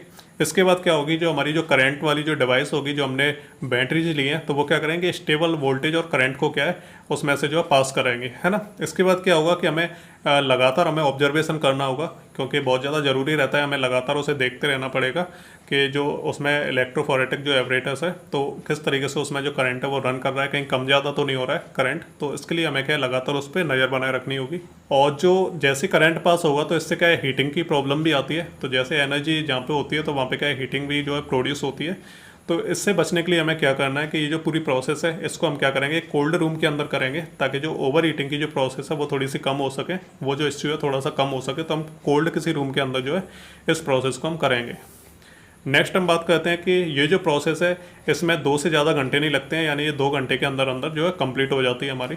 और जैसे ही 2 घंटे होते हैं तो हम क्या करेंगे, जो करंट हम जो पास करा रहे हैं लगातार उसको हम बंद करेंगे और पेपर को हम निकाल के और पेपर को हम बाहर निकालेंगे। और बाहर निकालने के बाद क्या करेंगे, हम इसे ओवन के अंदर 110 डिग्री पर हम इसे जो है ड्राई करेंगे, जो पेपर है हमारा। तो इस तरीके से हमारी जो पूरी जो प्रोसेस है वो हमारी कंप्लीट हो जाएगी। एप्लीकेशंस की हम बात करें तो सीरम एनालिसिस में इस टेक्निक का यूज़ किया जाता है। साथ ही जैसे हमारी मसल प्रोटीन्स रहती हैं, एग वाइट प्रोटीन्स रहती हैं, मिल्क प्रोटीन्स रहती हैं, तो इन सभी के जो एनालिसिस में हम इस जो टेक्निक है उसको हम यूज कर सकते हैं। और उसमें हम पता लगा सकते हैं कि कितने तरह के मॉलिक्यूल्स वगैरह प्रेजेंट हैं और कितनी जो क्वांटिटी में प्रेजेंट है, यानी हम क्या है इनका क्वान्टिटेटिव एनालिसिस कर सकते हैं। तो ये होता है हमारा पेपर इलेक्ट्रोफोरेसिस। तो आई होप आपको ये समझ में आ गया होगा। चलिए अब हम बात करते हैं जेल इलेक्ट्रोफोरेसिस की, कि जेल इलेक्ट्रोफोरेसिस क्या होता है। तो बेसिकली इसे हम डायग्राम से पहले समझ लेते हैं तो बड़ा आसान रहेगा आपके लिए। तो जेल इलेक्ट्रोफोरेसिस में हम क्या करते हैं कि इस तरह का हम एक कवर लेते हैं, इस तरह की एक प्लेट लेते हैं हम पूरी। उसके अंदर क्या करते हैं हम कि जेल को इस तरीके से फिल कर देते हैं, यानी ये सॉलिड जेल होता है। तो अभी मैं आपको बताऊंगा कि किस तरीके से जेल की प्रिपरेशन की जाती है। तो ये सॉलिड एक स्लैब रहता है जेल का, एक साबुन की तरह रहता है पूरा का पूरा। उसे क्या है इस कवर के अंदर इस तरीके से फिट करके रख दिया जाता है। और यहाँ पे क्या होता है कि छोटे छोटे उसमें होल्स होते हैं, बेल यानी कुएं टाइप के छोटे छोटे होल होते हैं, जिसमें हम क्या करते हैं कि जो हम सैंपल जो हमें टेस्टिंग करनी है उस सैंपल को हम क्या करते हैं इसके अंदर फिल कर देते हैं अंदर की साइड। और ये जेल होता है तो ये क्या एक तरह से छलनी का काम करता है, क्योंकि जब हम जेल की प्रिपरेशन करते हैं तो उस टाइम पे क्या होता है कि जब ये सॉलिड फॉर्म में हो जाता है तो इसमें छोटे छोटे बीच में गैप्स रह जाते हैं, पोर्स रह जाते हैं छोटे छोटे, जिसकी वजह से क्या होता है कि जब ये सैंपल मूव करता है तो उन पोर्स में से होकर निकलता है। तो इस तरीके से हमारा कुछ ये मेथड काम करता है। और यहाँ साइड में हम 2 तरह के इलेक्ट्रोड को जो है प्लेस करते हैं। एक तरफ हमारा एनोड रहता है, एक तरफ हमारा कैथोड रहता है। यहाँ पे पावर सप्लाई होती है जो क्या करता है कि इसे पावर देता है और एक इलेक्ट्रिक फील्ड को यहाँ पे जनरेट करता है। तो इसमें क्या होता है कि जैसे ही हम इलेक्ट्रिसिटी को पास करते हैं तो ये जो बेल्स होते हैं जिसके अंदर सैंपल भरा हुआ है, तो जो सैंपल है वो क्या करता है हमारा कि वो इधर जो एनोड की तरफ क्या है ये मूव करने लगता है, और जो छोटे छोटे जो पोर्स होते हैं उसमें से होके मूव करने लगता है। और जो बड़े पार्टिकल्स होते हैं, जो बड़े मॉलिक्यूल्स होते हैं वो तो रह जाते हैं, वो क्या है पोर्स से नहीं निकल पाते। जो छोटे छोटे मॉलिक्यूल्स होते हैं वो पोर्स से होते हुए क्या है एनोड की तरफ चलने लगते हैं। तो बेसिकली ये क्या है, ये जो डायग्राम है ये हमारा कॉमन डीएनए जेल इलेक्ट्रोफोरेसिस का है, यानी एक कॉमन सा एक एग्जाम्पल है जेल इलेक्ट्रोफोरेसिस का। तो चलिए अब हम इसे थ्योरी के हिसाब से देख लेते हैं। तो जो जेल इलेक्ट्रोफोरेसिस होता है तो ये क्या है हमारा एक लेबोरेटरी मेथड है। और इससे हम क्या करते हैं कि जैसे हमारे डीएनए आरएनए जो प्रोटीन्स के जो मिक्सचर्स होते हैं तो हम उनको क्या कर सकते हैं सेपरेट कर सकते हैं। यानी डीएनए के अगर सैंपल हैं तो हम उनको क्या कर सकते हैं सेपरेट कर सकते हैं, उसके मिक्सचर में से हम मॉलिक्यूल्स को सेपरेट कर सकते हैं। इसी तरह से आरएनए को भी हम सेपरेट कर सकते हैं, प्रोटीन्स को भी हम क्या सेपरेट कर सकते हैं। और उनका जो मॉलिक्यूलर साइज होता है, यानी कि डीएनए के जो मॉलिक्यूल्स होंगे या प्रोटीन्स के जो मॉलिक्यूल्स होंगे तो उनके मॉलिक्यूलर जो साइज रहता है उसके हिसाब से हम क्या उसे सेपरेट करेंगे। और इसमें जेल इलेक्ट्रोफोरेसिस में क्या होता है कि जो मॉलिक्यूल्स होते हैं जिनका हमें सेपरेशन करना है, तो वो जो मॉलिक्यूल्स होते हैं तो वो क्या करते हैं कि एक इलेक्ट्रिक फील्ड वहाँ पे हम बना देते हैं, जिसमें क्या है जो मॉलिक्यूल्स होते हैं सैंपल के तो वो क्या है फोर्स उन पे जनरेट किया जाता है, उन्हें क्या पुश किया जाता है। तो जो जेल के अंदर जो छोटे छोटे पोर्स रहते हैं तो उसमें से होके क्या है वो हमारे मूव करते हैं। जो छोटे छोटे हमारे मॉलिक्यूल्स रहते हैं वो छोटे छोटे पोर्स होते हैं हमारे जेल के अंदर, तो उसमें से क्या है वो मूव करते हैं। और जो बड़े मॉलिक्यूल्स होते हैं वो वहीं रह जाते हैं, और जो छोटे मॉलिक्यूल्स होते हैं वो पोर्स से निकल जाते हैं। तो इस तरीके से क्या है हमारा सेपरेशन हो जाता है मॉलिक्यूल्स का। और यहाँ पे एक और चीज़ होती है कि जो छोटे छोटे पोर्स होते हैं तो वहाँ पे क्या है जो छोटे मॉलिक्यूल्स होते हैं है ना, तो जो छोटे मॉलिक्यूल्स होंगे वो तो आसान तरीके से क्या है पोर्स में से निकल के क्या एक लंबी दूरी को तय कर लेंगे। लेकिन जो बड़े मॉलिक्यूल्स होते हैं उसी के जगह पे तो वो क्या है ज़्यादा जो लेंथ है, ज़्यादा जो डिस्टेंस है वो कवर नहीं कर पाते, यानी जेल में क्या है वो ज़्यादा दूरी तक नहीं जा पाते। तो जो छोटे मॉलिक्यूल्स होते हैं वो ज़्यादा लंबी यानी ज़्यादा ग्रेटर डिस्टेंस को वो क्या कवर कर पाते हैं एज कम्पेयर टू लार्ज जो मॉलिक्यूल्स होते हैं। तो ये होता है हमारा जेल इलेक्ट्रोफोरेसिस। अब हम बात करते हैं कि जेल इलेक्ट्रोफोरेसिस की ज़रूरत ही क्या है, नीडी क्या है, हम करते ही क्यों हैं जेल इलेक्ट्रोफोरेसिस। तो जो मेन पर्पस रहता है जेल इलेक्ट्रोफोरेसिस का तो वो ये रहता है कि जैसे हमने पीसीआर टेक्नोलॉजी पढ़ी थी, पॉलीमरेज चेन रिएक्शन बायोटेक्नोलॉजी में आपने 6th सेमेस्टर में पढ़ी थी, तो वहाँ पे क्या है हम एक जो डीएनए सैंपल रहता है उससे हम बहुत सारे मिलियंस में हम क्या है सैंपल जो जनरेट कर सकते हैं, यानी उसकी कॉपी जो हम बना सकते हैं। इसी तरह से हमारा एंजाइमेटिक डाइजेशन रहता है। तो ये क्या है हमारी कुछ टेक्निक रहती हैं जिससे हम क्या करते हैं कि डीएनए की जो सैंपलिंग रहती है तो उससे हम क्या कर सकते हैं उसके क्लोन बना सकते हैं। लेकिन जब क्लोन बन जाते हैं तो हम क्या है उसे एनालाइज करने के लिए हम क्या ये चीज़ चेक करेंगे कि उसके जो मॉलिक्यूल्स हैं, ठीक है, तो उन्हें हम आइडेंटिफाई करेंगे, उनकी हम क्वांटिटी या फिर हम उनकी जो क्वालिटी होती है उसको क्या हम एनालिसिस करेंगे। ठीक है, तो यही हमारा क्या है जो मेन पर्पस रहता है जेल इलेक्ट्रोफोरेसिस का। तो जो भी हमारी जो टेक्निक्स रहती हैं, पीसीआर हुई, एंजाइमेटिक डाइजेशन हुई, ठीक है, और अलग अलग जो एक्सपेरिमेंट्स के द्वारा हम क्या करते हैं कि अलग अलग जो हमारे सैंपल्स होते हैं तो हम उनके मॉलिक्यूल्स को हम क्या डिस्टिंग्विश करने के लिए कि कितने टाइप के इसके अंदर मॉलिक्यूल्स हैं या फिर कितनी क्वांटिटी में मॉलिक्यूल्स हैं, तो उन सबको क्या आइडेंटिफाई करने के लिए हम क्या जेल इलेक्ट्रोफोरेसिस का यूज करते हैं। और जो प्रीवियस जो टेक्नोलॉजीज होती हैं तो उनसे हमें क्या है जो भी हमें क्या सैंपल्स मिलते हैं, जो भी हम सैंपल्स को कलेक्ट करते हैं, जैसे न्यूक्लिक एसिड हुए, प्रोटीन्स हुए, तो उन सभी को क्या हम कलेक्ट करके उनको क्या एक जेल के थ्रू हम उन्हें पास कराते हैं। तो इसकी वजह से क्या होता है कि एक सेपरेशन हो जाता है, उसके जो मॉलिक्यूल्स होते हैं वो क्या सेपरेट हो जाते हैं। तो इस तरीके से हम आइडेंटिफाई कर सकते हैं मॉलिक्यूल्स को और डिटरमाइन कर सकते हैं और एनालिसिस भी कर सकते हैं सैंपल्स का। चलिए बात करते हैं टाइप ऑफ जेल इलेक्ट्रोफोरेसिस। तो हमारे दो टाइप के रहते हैं, एक नेटिव रहते हैं और एक हमारे डीनेचरिंग रहते हैं। नेटिव में क्या रहता है कि जिस चीज़ का यानी जिस भी मॉलिक्यूलर स्ट्रक्चर का हम जो है एनालिसिस कर रहे हैं, जैसे हम डीएनए का एनालिसिस कर रहे हैं या फिर हम किसी भी प्रोटीन का एनालिसिस कर रहे हैं, तो कोई भी प्रोटीन होता है तो वो क्या छोटे छोटे जो है कंपाउंड से मिलकर एक प्रोटीन पूरा बनता है हमारा।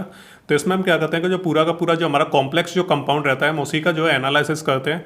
ठीक है, उसमें क्या है हम कोई भी डीनेचर नहीं करते, कुछ भी हम उसमें तोड़ते नहीं है या कोई भी हम उसे रिडक्शन नहीं करते उसमें। जो जो पूरा का पूरा जो कंपाउंड रहता है प्रोटीन का हम पूरे के पूरे का जो है एनालिसिस करते हैं। तो ये होता है हमारा नेटिव जेल इलेक्ट्रोफोरेसिस। ठीक है, तो इसमें जो पूरा कंपाउंड है वो क्या हम जेल के अंदर से उस पूरे कंपाउंड को जो है फ्लो कराते हैं। ठीक है, और जो हमारा डीनेचरिंग रहता है इसमें क्या करते हैं कि जो हमारा कॉम्प्लेक्स जो कंपाउंड रहता है तो उसे हम क्या करते हैं पहले रिड्यूस करते हैं, और रिड्यूस करने के बाद उसका साइज जब छोटा हो जाता है, जब वो लीनियर फॉर्म में आ जाता है, उसके जो बॉन्ड वगैरह होते हैं वो हट जाते हैं, उन्हें हम तोड़ देते हैं, डीनेचर कर देते हैं। तो उसके बाद क्या है जो उसकी जो लीनियर फॉर्म रहती है, सबसे छोटी जो फॉर्म रहती है कंपाउंड की, तो उसका हम जो एनालिसिस करते हैं, उसे हम जो है पास कराते हैं अपने जेल से होके। ठीक है, तो ये होता है दोनों में डिफरेंस कि नेटिव क्या होता है उसमें पूरे का पूरे कंपाउंड को कराया जाता है, और जो डीनेचरिंग रहता है इसमें क्या उसे डीनेचर कर दिया जाता है, छोटे से छोटे उसकी जो फॉर्म होती है लीनियर फॉर्म होती है उसमें क्या उसे कन्वर्ट करके उसका रिडक्शन करके तब उसे हम क्या जेल में से पास कराते हैं। और रिडक्शन के लिए क्या हम काफ़ी सारे रिड्यूसिंग एजेंट्स का यूज करते हैं। ठीक है, तो जो क्या करते हैं कि जो कंपाउंड होता है उसे क्या लीनियर फॉर्म में कन्वर्ट कर देते हैं, उसे डीनेचर कर देते हैं। और जो रिड्यूसिंग एजेंट रहते हैं ये क्या करते हैं जो बॉन्ड्स होते हैं एक कंपाउंड के अंदर उसको क्या है सेपरेट कर देते हैं। और जैसे हमारा डीएनए आरएनए होता है तो उसके भी क्या है बहुत सारे उसमें बॉन्ड्स वगैरह प्रेजेंट होते हैं, यानी कि कॉम्प्लेक्स स्ट्रक्चर होते हैं। और जो डीएनए आरएनए जो प्रोटीन्स होती हैं तो उनके क्या है काफ़ी कॉम्प्लेक्स स्ट्रक्चर होते हैं। तो ये जो रिड्यूसिंग एजेंट होते हैं तो ये क्या करते हैं उनके बॉन्ड्स को सेपरेट कर देते हैं और उन्हें क्या है सेकेंडरी स्ट्रक्चर में क्या कन्वर्ट कर देते हैं रिड्यूस करके, और फिर क्या है उन्हें लीनियर जो स्ट्रक्चर होते हैं उसमें भी कन्वर्ट कर देते हैं। और जब डीनेचर कर देते हैं उसके बाद जो लीनियर फॉर्म रहती है आरएनए या फिर प्रोटीन्स की, तो वो क्या है जो माइग्रेशन रहता है उनका तो वो क्या है प्रोपोर्शनल रहता है उनके लीनियर साइज के हिसाब से। यानी क्या है जब लीनियर साइज में जब वो कन्वर्ट हो जाते हैं हमारे जो मॉलिक्यूल्स होते हैं तो उनका जो लीनियर साइज रहता है तो उनका जो लीनियर साइज रहता है उसके हिसाब से क्या है वो माइग्रेशन कर पाते हैं। ठीक है, तो साइज जितना छोटा होगा उसका तो वो उसी हिसाब से क्या है काफ़ी दूरी तक जो है सेपरेट हो पाएंगे या फिर जो है डिस्टेंस वो कवर कर पाएंगे। तो इस चीज़ को भी आपको याद रखना है। और एक और बात हम यहाँ पे करें तो यहाँ पे क्या है दोनों में जो मेजर डिफरेंस है वो यही हमारा कि जो जेल इलेक्ट्रोफोरेसिस रहता है डीनेचरिंग जेल इलेक्ट्रोफोरेसिस रहता है, तो इससे हम क्या कर सकते हैं कि जो साइज रहता है मॉलिक्यूल्स का, यानी क्या है जो कोई भी अगर कोई प्रोटीन है ठीक है तो उसका जो सबसे छोटा जो साइज होगा उसके मॉलिक्यूल्स का साइज क्या है उस चीज़ को हम आइडेंटिफाई कर सकते हैं डीनेचरिंग जेल इलेक्ट्रोफोरेसिस से।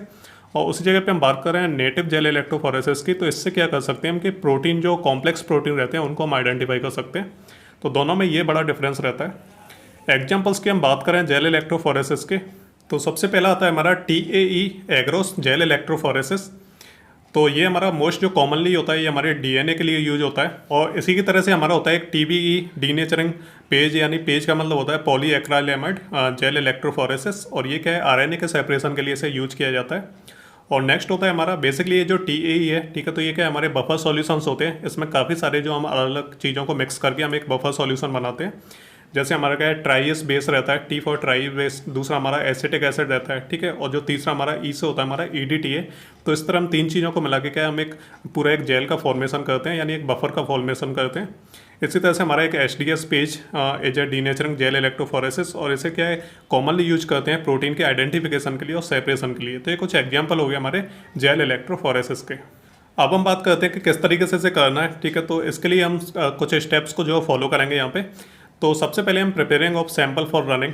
ठीक है, तो सबसे पहले हम क्या करेंगे प्रिपरेशन करेंगे सैंपल्स की कि यानी जो हम सैंपल्स को उसमें प्लेस करेंगे और जो सैंपल है वो क्या है मूवमेंट करेंगे उसमें, वो क्या है छलनी से होकर निकलेंगे यानी जेल से होकर पास होंगे। तो सैंपल की जो प्रिपरेशन कैसे करनी है आपको, तो सबसे पहले हम क्या करेंगे कि डीएनए को क्या आइसोलेट करेंगे और उसे क्या है प्री प्रोसेस करेंगे, यानी पीसीआर जो टेक्नोलॉजी होती है उसके थ्रू या फिर एंजाइमेटिक डाइजेशन रहता है तो इनके थ्रू क्या करेंगे कि हम इसे प्रोसेस करेंगे और फिर क्या है जो हमें जो बाद में जो चीज़ मिलेगी पीसीआर टेक्नोलॉजी के बाद या पीसीआर जो टेक्निक को यूज करके जो चीज़ हमें बाद में मिलेगी उसे क्या है हम कलेक्ट करेंगे। और फिर हम क्या करेंगे जो हमारा डीएनए का जो हमें जो मिला है, जो बाद में हमने जो कलेक्ट किया है जो डीएनए का जो सैंपल है, तो उसको हम क्या करेंगे जो ब्लू डाई होती है, एक बेसिक ब्लू डाई होती है, उसके साथ हम उसे मिक्स करेंगे। ठीक है, और मिक्स हम इसलिए करते हैं ब्लू डाई के साथ ताकि जो सैंपल के अंदर यानी जो डीएनए के जो मॉलिक्यूल्स हैं जब वो मूव करेंगे हमारे जेल के अंदर तो वो जो ब्लू कलर होता है, ब्लू डाई होती है, तो उससे क्या हम इजीली जो विजुअलाइज कर सकते हैं कि हाँ भाई इसके अंदर जो मॉलिक्यूल्स है वो मूव करके कहाँ से कहाँ तक पहुँचे। ठीक है, तो इसकी वजह से हम क्या करते हैं ब्लू डाई को हम जो मिक्स करते हैं डीएनए के साथ और एक सैंपल को हम जो है तैयार करते हैं। इसके बाद हम क्या करेंगे कि एक जो हम जो सॉल्यूशन है उसकी प्रिपरेशन करेंगे, जिसे हम बोलते हैं एग्रोस टीएई जेल सॉल्यूशन। टीएई का मतलब होता है टी फॉर ट्राइस बेस होते हैं हमारे, ए फॉर एसिटिक एसिड होते हैं और इसके अलावा जो ई होता है वो हमारा ईडीटीए होता है। तो तीनों को मिला के हम क्या एक जेल का जो फॉर्मेशन करते हैं। जो हमारा टीएई जो बफर रहता है तो ये क्या एक तरह का सोर्स होता है, सोर्स ऑफ आयंस होता है। इसमें काफ़ी सारे आयंस जो है प्रेजेंट होते हैं और इसमें से क्या है जो इलेक्ट्रिसिटी होती है वो अच्छे तरीके से जो है पास हो पाती है। तो इसलिए क्या है हम जो है टीएई बफर्स का जो है यूज करते हैं। और इसके अलावा हम बात करें तो ये weight of volume concentration of agarose in TAE buffer is used to prepare the solution. तो हम क्या करते हैं कंसंट्रेशन लेते हैं, यानी एग्रोस का क्या है हम कंसंट्रेशन लेते हैं और उसको क्या है हम जो टीएई जो बफर रहता है तो उसमें हम उसे क्या है मिक्स करते हैं। ठीक है, और मिक्स करने के बाद क्या है हम एक सॉल्यूशन को जो है प्रिपेयर करते हैं। अब हम देखते हैं कि क्या हम कितना लेते हैं, उसके हिसाब से जो सॉल्यूशन को प्रिपेयर करना है हमें। तो एग्जाम्पल की हम बात करें तो अगर हमें 1% एग्रोस जेल की रिक्वायरमेंट है, ठीक है, अगर किसी भी सॉल्यूशन को बनाने के लिए हमें 1% जो है एग्रोस जेल की रिक्वायरमेंट है, यानी इतना हमारा जेल लगेगा उसमें, तो हम क्या करेंगे 1 ग्राम जो एग्रोस जेल है उसे हम क्या करेंगे जो 100 ml जो टीएई रहता है उसमें हम उसे ऐड करेंगे।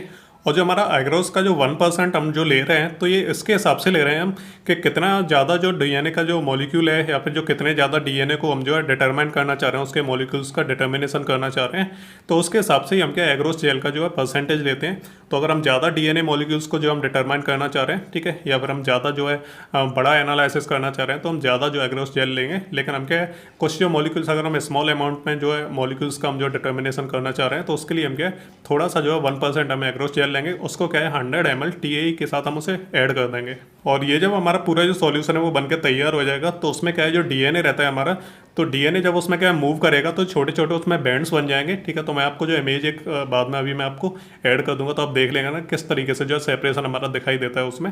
ठीक है, और जो बैंड होंगे वो हमारे 500 बीपी से क्या लेस देन होंगे, उससे छोटे होंगे। ठीक है, और एक हाई परसेंट होगा हमारा एग्रोस जेल का, यानी 1% से कम होगा हमारा। ठीक है, तो उसे हम क्या है प्रिपेयर करेंगे। और अगर हम क्या करें कि जो परसेंट होता है एग्रोस का अगर हम उसे ज़्यादा ले लें तो इसकी वजह से क्या होगा कि तो जो सीव होता है हमारा, अगर हम ज़्यादा परसेंटेज लेंगे एग्रोस का तो जो सीव होता है यानी जो चलनी बनेगी हमारी, जब क्या है जो जेल होता है जब वो सॉलिडिफाई हो जाएगा उसमें जो पोर्स होंगे तो वो क्या है उसमें बहुत ज़्यादा होंगे। ठीक है, और जो लेंथ होगी हमारी सेपरेशन की तो वो भी क्या है काफ़ी इंक्रीज हो जाएगी। ठीक है, तो इसमें क्या है ये चीज़ भी क्या है इसके ऊपर डिपेंड करती है अगर हम जो एग्रोस का जेल का जो परसेंटेज ले रहे हैं। और इसके अलावा हम बात करें the agarose TAE solution is heated to dissolve the agarose. ठीक है, तो जब हम टीएई के साथ जब हम एग्रोस को मिक्स कर देंगे, दोनों को हम ऐड कर देंगे, तो उसके बाद क्या है दोनों को आपस में मिक्स करने के लिए हम क्या है उस पूरे दोनों चीज़ों को हम क्या जो हीट करेंगे, इससे क्या है वो मेल्ट होकर क्या है आपस में मिक्स हो जाएंगे। इसके बाद हम क्या करेंगे कास्टिंग ऑफ जेल। ठीक है, तो कास्टिंग होने के बाद हम क्या करेंगे कि जो प्लेट होती है हमारी, जो हमने प्लेट जो बनाई थी सबसे पहले, तो उसमें हम क्या करेंगे जो सॉल्यूशन है हमारा टीएई और एग्रोस का, तो अभी वो हीट है तो क्या है उसमें लिक्विड फॉर्म में होगा, तो फिर हम क्या करेंगे उसकी कास्टिंग करेंगे उस प्लेट से, क्या है कि वो साबुन की तरह उसमें धीरे धीरे जम जाएगा हमारा पूरा का पूरा। और जो जम जाएगा ना तो उसके बाद हमारा क्या होगा कि जैसे मैं आपको डायग्राम में दिखाता हूँ, जैसे हमारा डायग्राम है तो जो प्लेट थी, ठीक है, तो हमने पहले प्लेट ले ली, इसमें क्या इस तरह का एक गैप बना होता है साबुन की तरह, है ना, और उसमें क्या है जैसे हमारा जो जेल का जो सॉल्यूशन होता है उसे हम इसमें अंदर डाल देते हैं और वो क्या है फिर धीरे धीरे हमारा जो है सॉलिडिफाई हो जाता है, एक साबुन की तरह उसमें जम जाता है। और इसके एक साइड में क्या है छोटे छोटे जो बेल्स होते हैं, यानी छोटे छोटे इसमें पोर्स होते हैं। ठीक है, जिसमें से हम क्या करते हैं कि सैंपल को इसके अंदर जो है डाल देते हैं और फिर जैसे ही इलेक्ट्रिक फील्ड हमारा जो है बनेगा तो ये जो मूवमेंट होगा यानी उसके जो मॉलिक्यूल्स होंगे वो इस साइड में क्या है मूवमेंट करेंगे और इसके अंदर क्या है जो जेल हमारा सॉलिडिफाई हो गया होगा साबुन की तरह, तो उसके अंदर छोटे छोटे पोर्स होंगे जिसमें से होकर जो मॉलिक्यूल्स हैं वो क्या है जो है यहाँ से मूव करके इस साइड में यानी एनोड की साइड में क्या है मूवमेंट करने लगेंगे। और बिल्कुल इसी तरह से क्या है, जब कास्टिंग हो जाएगी तो वो क्या है सूख जाएगा और फिर क्या है हमारा जो साबुन की तरह वो बन जाएगा।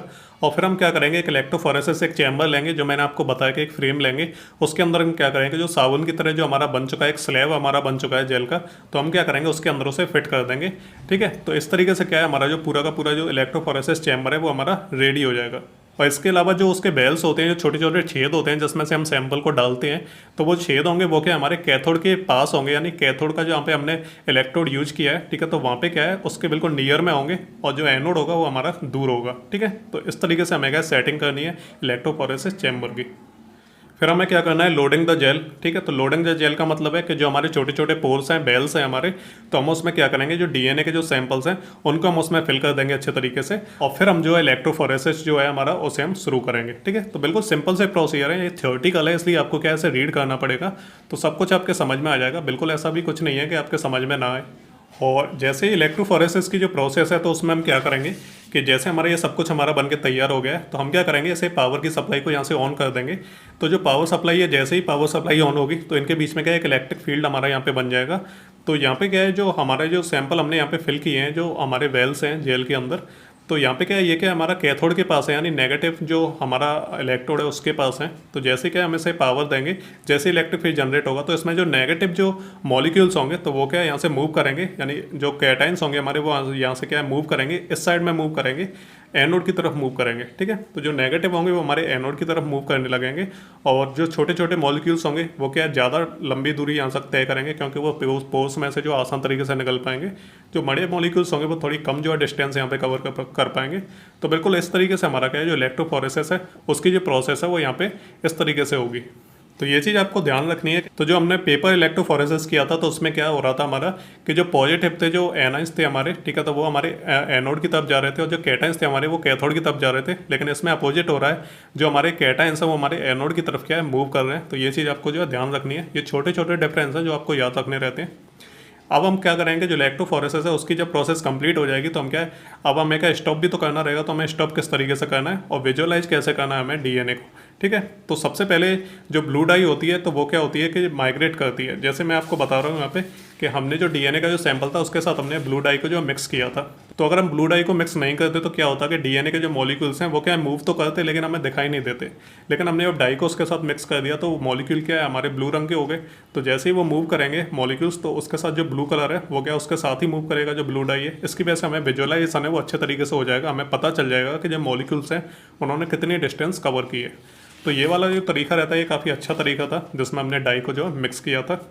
तो जो हमारी जो डाई होती है, जो हमारे डीएनए सैंपल के जो मॉलिक्यूल्स हैं, जब वो जो काफ़ी जो दूरी जितनी दूरी पर जो ट्रैवल करना चाहिए था उतनी दूरी पर जब वो कर लेते हैं तो उसके बाद हम क्या करते हैं, पावर सप्लाई को बंद कर देते हैं, जेल को जो निकाल देते हैं हम। उसके बाद हम उसे क्या करते हैं, जो जेल की जो स्लैब है उसको हम क्या करते हैं, एथिडियम ब्रोमाइड सॉल्यूशन में हम उसे क्या है जो प्लेस कर देते हैं। जो एथिडियम ब्रोमाइड रहता है तो ये क्या करता है, इंटरकैलेट कर देता है डीएनए के बीच में, यानी उसके जो मॉलिक्यूल्स होते हैं उनके बीच में इंटरकैलेट कर देता है, जिसकी वजह से क्या होता है कि वो जो है यूवी लाइट में क्या दिखाई देने लगते हैं। कई बार हम क्या करते हैं कि जो एथिडियम ब्रोमाइड है, तो वैसे तो ये लास्ट स्टेप था इसका कि हम जो प्लेस करेंगे जेल को जब हमारी प्रोसेस कंप्लीट हो जाएगी। लेकिन कई बार हम क्या करते हैं कि जो एथिडियम ब्रोमाइड रहता है उसको हम जो एग्रोस जेल जो सॉल्यूशन हमने जब स्टेप 2 में बनाया था तो वहीं पे हम क्या ऐसे ऐड कर देते हैं, जिसकी वजह से हमें बाद में ये चीज़ नहीं करनी पड़ती, पहले से ही हम क्या है एथिडियम ब्रोमाइड को उसमें ऐड कर देते हैं। तो और फिर क्या है जो हमारे मॉलिक्यूल्स रहते हैं उस तो वो क्या हमें डायरेक्टली जो है विजिबल होने लगते हैं यूवी लाइट में। और इसके बाद जो हमने जेल को जो एथिडियम ब्रोमाइड में हमने प्लेस किया था, तो उसके बाद क्या होगा कि हम उसे क्या है यूवी लाइट के अंदर उसे लेके जाएंगे उस स्लैब को। ठीक है, और हम क्या एक पिक्चर लेंगे। ठीक है, तो यूवी लाइट के अंदर जैसे उसे लेके जाएंगे तो यूवी लाइट की वजह से क्या है जो मॉलिक्यूल्स है उन्होंने कितना ट्रैवल किया है। ठीक है, तो उनका आइडेंटिफिकेशन हो जाएगा। तो जैसे ही हम उसे यूवी लाइट में लेके जाएंगे तो वो क्या विजिबल होने लगेंगे। ठीक है, और जैसे ही वो विजिबल होंगे तो हम क्या उनकी एक पिक्चर ले लेंगे। जब हम पिक्चर ले लेंगे तो उसमें डीएनए के बैंड्स हमें साफ साफ दिखाई दे रहे होंगे। तो जैसे आप यहाँ पे इमेज देख रहे हैं तो इसमें आप जो है देख के आइडिया लगा सकते हैं कि किस तरह से पूरी प्रोसेस हमारी हो रही है यहाँ पे, और जो फाइनल रिजल्ट है वो हमारा किस तरीके का दिखाई दे रहा है। तो बिल्कुल ये सिंपल रहता है हमारा। और जो डीएनए के जो लेडर रहते हैं, यानी डीएनए के जो मॉलिक्यूल्स हैं वो क्या बिल्कुल सीधी लाइन में जो है मूव करते हैं, ट्रैवल करते हैं। ठीक है, तो जैसे हमने डीएनए को जैसे हमने डीएनए सैंपल को प्लेस किया था, बिल्कुल उसके सामने क्या एक लाइन से जो है पूरे के पूरे हमारे बैंड्स बनते चले जाते हैं। तो इस तरीके से क्या है जो मॉलिक्यूल्स होते हैं वो क्या है मूवमेंट करते हैं। तो ये हमारी पूरी की पूरी प्रोसेस होती है, इस तरीके से हम इस प्रोसेस को करते हैं। ठीक है, तो सबसे इंपॉर्टेंट है ये, कई कई बार एग्जाम में पूछ ली जाती है पूरी की पूरी प्रोसेस, तो आपको जो है अच्छे तरीके से पढ़ना है। एप्लीकेशंस की हम बात करें तो हम जो डीएनए मॉलिक्यूल्स रहते हैं उसके हम साइज का जो एस्टिमेशन, यानी हम साइज को जो पता लगा सकते हैं कि कितने बड़े मॉलिक्यूल्स हैं। और इसके अलावा जो पीसीआर जो प्रोडक्ट रहते हैं तो उनका भी हम एनालिसिस कर सकते हैं, जैसे मॉलिक्यूलर जेनेटिक डायग्नोसिस हुआ या फिर जेनेटिक फिंगरप्रिंटिंग रही, तो इस तरह जो पीसीआर के जो प्रोडक्ट रहते हैं उनका भी जो है एनालिसिस कर सकते हैं। और डीएनए आरएनए के जो मॉलिक्यूल्स रहते हैं उनको भी हम सेपरेट कर सकते हैं, ठीक है। तो ये हमारे कुछ एप्लीकेशंस होते हैं। अब हम बात करते हैं कैपिलरी इलेक्ट्रोफोरेसिस की, और ये हमारा लास्ट टॉपिक है इस चैप्टर का पूरे का। इसके बाद हमारी जो यूनिट है वो खत्म हो जाएगी। तो कैपिलरी इलेक्ट्रोफोरेसिस में क्या होता है, तो इसका भी हम डायग्राम देख लेते हैं। तो ये भी बड़ा सिंपल सा है, इसमें भी आपको कुछ नहीं करना रहता है। हम क्या करते हैं, तो चैम्बर लेते हैं और उसमें क्या हम बफर सॉल्यूशन को जो भर लेते हैं, और इसमें क्या हम एक कैपिलरी को इस तरीके से डालते हैं। कैपिलरी का एक बहुत ही ज़्यादा पतली, यानी बाल के जितनी क्या है पतली एक हमारी एक ट्यूब होती है जिसको हम कैपिलरी बोलते हैं। तो इसे क्या हम इसके अंदर प्लेस करते हैं, यानी दोनों जो बफर सॉल्यूशन होते हैं दोनों चैम्बर के अंदर क्या हम उसके एंड को जो है प्लेस करते हैं इस तरीके से। एक जो बफर सॉल्यूशन होता है वो हमारा कैथोड की तरह काम करता है, एक हमारा बफर होता है वो हमारा एनोड की तरह काम करता है। इनके बीच में क्या हम इस तरह से सैंपल को जो है फिल करके यहाँ पे रख देते हैं। तो फिर हम क्या करते हैं कि जो हाई वोल्टेज जो करंट होता है उसको हम जैसे ही क्या अप्लाई करते हैं, जैसे ही हम करंट को पास करते हैं, ठीक है, तो ये क्या हमारा एनोड की तरह काम करेगा, ये हमारा कैथोड की तरह काम करेगा। तो यहाँ से क्या होगा कि जो हमारा बफर सॉल्यूशन ये पॉजिटिव वाला ये कैपिलरी से होते हुए ये क्या है बफर सॉल्यूशन नेगेटिव की तरफ क्या है ये मूव करने लगेगा जैसे हम करंट को पास करेंगे। इसकी वजह से क्या होगा कि जो चार्ज होता है हमारा पॉजिटिव वो नेगेटिव की तरफ मूव करेगा। तो इसी तरह से जो सैंपल होता है हमारा, सैंपल के अंदर जो पॉजिटिव होंगे, पॉजिटिव जो मॉलिक्यूल्स होंगे वो क्या हमारे नेगेटिव की तरफ मूव करने लगेंगे इस तरीके से। तो यानी क्या सैंपल के अंदर जो पॉजिटिव मॉलिक्यूल्स होंगे वो क्या नेगेटिव की तरह इस तरीके से मूव करने लगेंगे, ठीक है। तो एक डायरेक्शन में क्या है वो मूव करने लगेंगे। तो इस तरीके से ये सेपरेशन होता है हमारा इसमें। तो आपको बस इसके कुछ पॉइंट्स याद कर लेने हैं, बाकी इतना ज़्यादा इंपॉर्टेंट नहीं है, ठीक है। तो आप थोड़ा थोड़ा पढ़ लेना सिलेबस में, इसलिए मैंने इसे करा दिया है आपको। इसी तरह से यहाँ पे क्या डिटेक्टर लगा होता है जिससे हम डिटेक्ट करते हैं, ठीक है। और डिटेक्टर की जो रीडिंग है वो हम कंप्यूटर पे देखते हैं। और अब हम इसे देख लेते हैं थोड़ा थ्योरेटिकल वे में, ताकि और अच्छे से आपके समझ में आ जाए। चलिए, तो इसका जो प्रिंसिपल होता है इलेक्ट्रोफोरेसिस का, कैपिलरी इलेक्ट्रोफोरेसिस का, तो जो हमारे सैंपल के अंदर जो चार्ज जो मॉलिक्यूल्स रहते हैं वो क्या करते हैं कि वो क्या है माइग्रेशन करते हैं अपोजिट पोल की तरफ, ठीक है। यानी पॉजिटिव से वो क्या है नेगेटिव की तरफ वो क्या है मूव करने लगेंगे। तो यही हमारा प्रिंसिपल सेम रहता है हमारा, उसी की तरह जो हमारा जेल इलेक्ट्रोफोरेसिस रहता है तो उसी की तरह हमारा सेम यहाँ पे प्रिंसिपल काम करेगा। यानी वो क्या कैथोड की तरफ क्या मूव करने लगेंगे जो हमारे पॉजिटिव जो मॉलिक्यूल्स होते हैं। और इसमें हम क्या करते हैं कैपिलरीज का यूज करते हैं, ठीक है। और जो हमारे बफर सॉल्यूशन होते हैं, यानी दो हम क्या अलग अलग चैम्बर में बफर सॉल्यूशन लेते हैं, तो उसमें क्या करते हैं हम जैसे करंट को हम जो फ्लो कराते हैं, जैसे हम हाई वोल्टेज करंट को पास कराते हैं, तो जो हमारा बफर सॉल्यूशन जो पॉजिटिव वाला होता है वो क्या है कैपिलरी के थ्रू वो क्या है नेगेटिव की तरफ क्या मूव करने लगता है। तो इसी की वजह से क्या है जो हमारा सैंपल होता है तो उसमें भी जो हमारे पॉजिटिव जो मॉलिक्यूल्स रहते हैं वो नेगेटिव की तरफ क्या है मूव करने लगते हैं। तो इसी प्रिंसिपल पे ये काम करता है। बस आपको कुछ पॉइंट्स जो है याद कर लेने हैं, आपको रीड कर लेनी है, तो बहुत आसान है, कुछ भी ऐसा नहीं है जो आपके समझ में नहीं आएगा। और जो कैपिलरी इलेक्ट्रोफोरेसिस रहता है तो ये जो टेक्निक होती है तो इसमें हम क्या करते हैं कि जो और ये जो टेक्निक रहती है तो ये क्या है बफर फील्ड रहती है, यानी जो कैपिलरी होती है वो काफ़ी नैरो रहती है, ठीक है। और इसका जो साइज रहता है कैपिलरी का तो हमारा 25 से लेकर 100 mm तक क्या है जो इंटरनल इसका जो डायमीटर रहता है वो रहता है हमारा, तो काफ़ी कम यानी काफ़ी पतली जो है ये कैपिलरी होती है हमारी। और इनके अंदर क्या है जो कैपिलरी होती है इसके अंदर भी क्या हमारा जो बफर सॉल्यूशन होता है वो क्या हमारा फील्ड रहता है। इसके अलावा हमें एक हाई वोल्टेज करंट की भी ज़रूरत पड़ती है, ठीक है, जो हमारा 10 से लेकर 30 किलो वोल्ट तक रहेगा। और इसके अलावा हम बात करें कैपिलरीज की तो टिपिकली ये हमारी 50 माइक्रोमीटर इनर डायमीटर रहता है इनका। और अगर हम इसकी लेंथ की बात करें तो 0.5 से लेकर 1 मीटर तक इनकी जो है लेंथ रह सकती है। तो ये हमारी कुछ रिक्वायरमेंट्स हैं जो आपको यहाँ पे देखनी है। नेक्स्ट हम बात करते हैं due to electro osmotic flow all sample components migrate towards the negative electrode. तो जैसे हम क्या है हाई वोल्टेज करंट को जब हम पास करेंगे तो उसकी वजह से क्या होगा कि इलेक्ट्रो ऑस्मोटिक फ्लो उनके बीच में होने लगेगा, यानी हमारा जो पॉजिटिव जो हमारा बफर सॉल्यूशन है तो वो क्या है कैपिलरीज होते हुए वो क्या हमारा नेगेटिव की तरफ मूव करने लगेगा। तो इसे हम बोलते हैं इलेक्ट्रो ऑस्मोटिक फ्लो।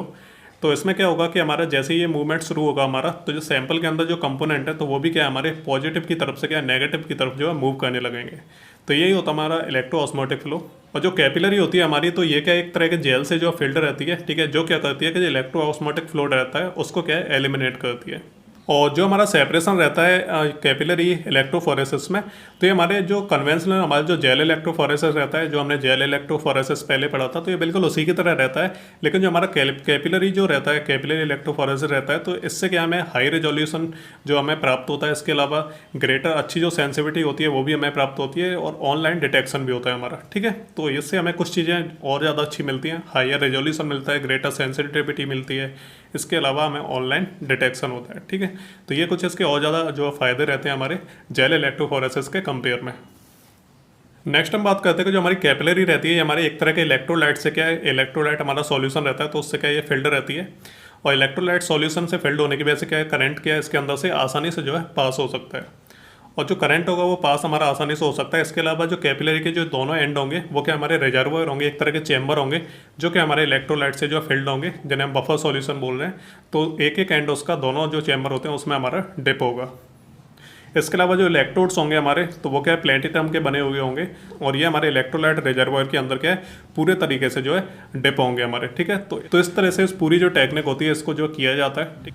इसका हम डायग्राम देख लेते हैं। तो डायग्राम तो मैंने आपको जो पहले ही दिखा दिया था कि इस तरीके का डायग्राम रहता है हमारा। अब हम बात करते हैं sample application is done by either. तो सबसे पहला हमारा हाई वोल्टेज इंजेक्शन रहेगा। तो हाई वोल्टेज इंजेक्शन का मतलब होता है कि जैसे हम हाई वोल्टेज करंट को जो पास करेंगे तो जो हमारा जो सैंपल रहेगा हमारा, तो जो हमारा जो इसमें जो बफर सॉल्यूशन है तो वो क्या है, हाई वोल्टेज करंट की वजह से क्या होगा, इस कैपिलरी के अंदर जाने लगेगा।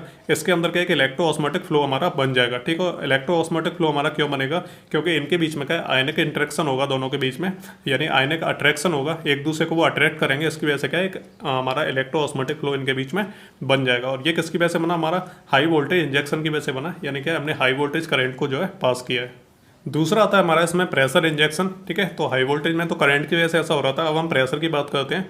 तो क्या है, जो हमारी जो कैपिलरी रहती है और जो हमारा सैंपल रहता है उनके बीच में क्या है, एक प्रेशर डिफरेंस बन जाता है, जिसकी वजह से क्या है, एक वैक्यूम हमारा क्रिएट हो जाता है। और फिर वैक्यूम की वजह से क्या है, हमारा जो फ्लो है कैपिलरी के अंदर वो हमारा शुरू हो जाता है। और जैसे हमारा जो प्रेशर डिफरेंस होता है, जैसे ये अप्लाई किया जाता है तो इसके बाद क्या होता है, हमारा कि जो नेट माइग्रेशन रहता है तो वो क्या हमारा कैथोड की तरफ क्या मूव करने लगता है, यानी एनोड की तरफ से कैथोड की तरफ जो है मूव करने लगता है। तो ऐसा होता है हमारा प्रेशर डिफरेंस की वजह से। और इसमें हम देखते हैं कि कुछ हमारे जो सब्सटेंस रहते हैं जो क्या नेगेटिवली चार्ज होते हैं हमारे, तो जो पॉजिटिवली चार्ज जो मॉलिक्यूल्स थे हमारे वो तो हमारे क्या कैथोड की तरफ मूव कर ही रहे थे, नेगेटिव की तरफ मूव कर ही रहे थे। लेकिन हमारे कुछ जो सब्सटेंस होते हैं जो नेगेटिवली चार्ज होते हैं वो भी क्या है, हमारे जो कैथोड की डायरेक्शन में क्या है मूव करने लगते हैं। और ऐसा हमारे इलेक्ट्रो ऑस्मोटिक फ्लो की वजह से होता है कि जो हमारे नेगेटिवली चार्ज जो पार्टिकल्स होते हैं वो भी क्या है, हमारे नेगेटिव की तरफ जो है मूव करने लगते हैं। और इसके अलावा जो न्यूट्रल मॉलिक्यूल्स होते हैं तो वो हमारे क्या उतनी स्पीड के साथ जो है फ्लो करते हैं, उसी स्पीड के साथ क्या मूव करते हैं जितना स्पीड में हमारा इलेक्ट्रो ऑस्मोटिक फ्लो हो रहा है। तो उसी के हिसाब से क्या है, जो न्यूट्रल मॉलिक्यूल्स होते हैं वो भी हमारे मूवमेंट करते हैं। इसके अलावा हम बात करें पॉजिटिवली चार्ज स्पीसीज की, तो वो क्या है थोड़ी ज़्यादा तेज़ी से क्या मूव करती हैं। और अगर हम दो चीज़ों की स्पीड को मिला दें, इलेक्ट्रो ऑस्मोटिक फ्लो को और इलेक्ट्रोफोरेटिक मोबिलिटी को, इन दोनों को हम मिला दें तो जितनी स्पीड हमारी बनेगी तो उतनी स्पीड के साथ हमारे जो पॉजिटिवली चार्ज जो स्पीड रहती है तो वो हमारी क्या है मूव करती हैं। इसके अलावा हम बात करें नेगेटिवली चार्ज मॉलिक्यूल्स की, तो वो क्या है हमारे वहीं पे लैग हो जाते हैं, वो क्या है मूव नहीं करते हैं। केवल जो पॉजिटिवली चार्ज जो मॉलिक्यूल्स होते हैं तो वो क्या है हमारे मूव करते हैं। लेकिन कई केस में क्या होता है कि हमारे कुछ ऐसे सब्सटेंस होते हैं नेगेटिवली चार्ज, तो वो भी क्या है हमारे कैथोड की तरफ मूव करने लगते हैं। तो ये हमारा एक मेथड होगा, एक तरीका होता है। इसकी हेल्प से क्या हम समझ सकते हैं कि कैपिलरी हमारा इलेक्ट्रोफोरेसिस क्या होता है और किस तरीके से मूवमेंट होता है हमारे मॉलिक्यूल्स का। तो बस आपको थोड़ी थोड़ी रीड कर लेनी है, थियोरेटिकल पोर्शन है तो आप खुद से भी जो है रीड कर सकते हैं। तो अब लास्ट में हम बात करते हैं एप्लीकेशंस ऑफ इलेक्ट्रोफोरेसिस। तो हमारा जो कैपिलरी जो इलेक्ट्रोफोरेसिस था तो आप पढ़ लेना अच्छे तरीके से, कुछ भी समझ में ना आए तो पूछ लेना, हालांकि उसमें ऐसा कुछ है नहीं कि आपके समझ में ना आए। लेकिन अब हम बात करते हैं एप्लीकेशंस ऑफ इलेक्ट्रोफोरेसिस की। तो सबसे पहले हम जो डीएनए मॉलिक्यूल्स रहते हैं उनका एस्टिमेशन कर सकते हैं कि कितने सारे मॉलिक्यूल्स इसके अंदर प्रेजेंट है। दूसरा, हम जो पीसीआर प्रोडक्ट रहते हैं तो उनको हम एनालाइज कर सकते हैं। इसके अलावा हम डीएनए आरएनए का सेपरेशन कर सकते हैं। और नेक्स्ट हम बात करें separation of most small fragment of DNA. तो जो डीएनए के जो छोटे छोटे फ्रेगमेंट्स रहते हैं उनको भी हम सेपरेट कर सकते हैं। फॉरेंसिक साइंस में भी इसका यूज होता है। तो इसके अलावा हम बात करेंगे प्रोटीन्स होती हैं तो उनके हम मॉलिक्यूलर वेट को भी क्या हम डिटरमाइन कर सकते हैं। और नेक्स्ट हमारा मेडिकल रिसर्च में भी इसका यूज होता है। और इसके अलावा जो एग्रीकल्चर जो टेस्टिंग होती है तो उसमें भी हम इसका इस्तेमाल कर सकते हैं। तो इसके अलावा और भी बहुत सारे एप्लीकेशन रहते हैं, तो एग्जाम के लिए आप इतने लिख देना सफिशिएंट है। तो यहाँ पे आके हमारा जो इलेक्ट्रोफोरेसिस जो चैप्टर है वो पूरा का पूरा यहाँ पे कंप्लीट हो चुका है और यूनिट 2 हमारी फिनिश हो चुकी है। अब इसमें कुछ भी नहीं बचा है और जो इंपॉर्टेंट चीज़ें थी वो मैं सारी आपको कवर करा चुका हूँ। तो आपको बस इन्हें पढ़ना है अच्छे तरीके से, कोई भी डाउट हो तो आप कमेंट करके पूछ लेना। तो फाइनली हमारी जो यूनिट 3 है वो होगी हमारी फिनिश। अब नेक्स्ट वीडियो से हम स्टार्ट करेंगे यूनिट नंबर 4। तो मिलते हैं अगली वीडियो में, तब तक के लिए good bye and take care.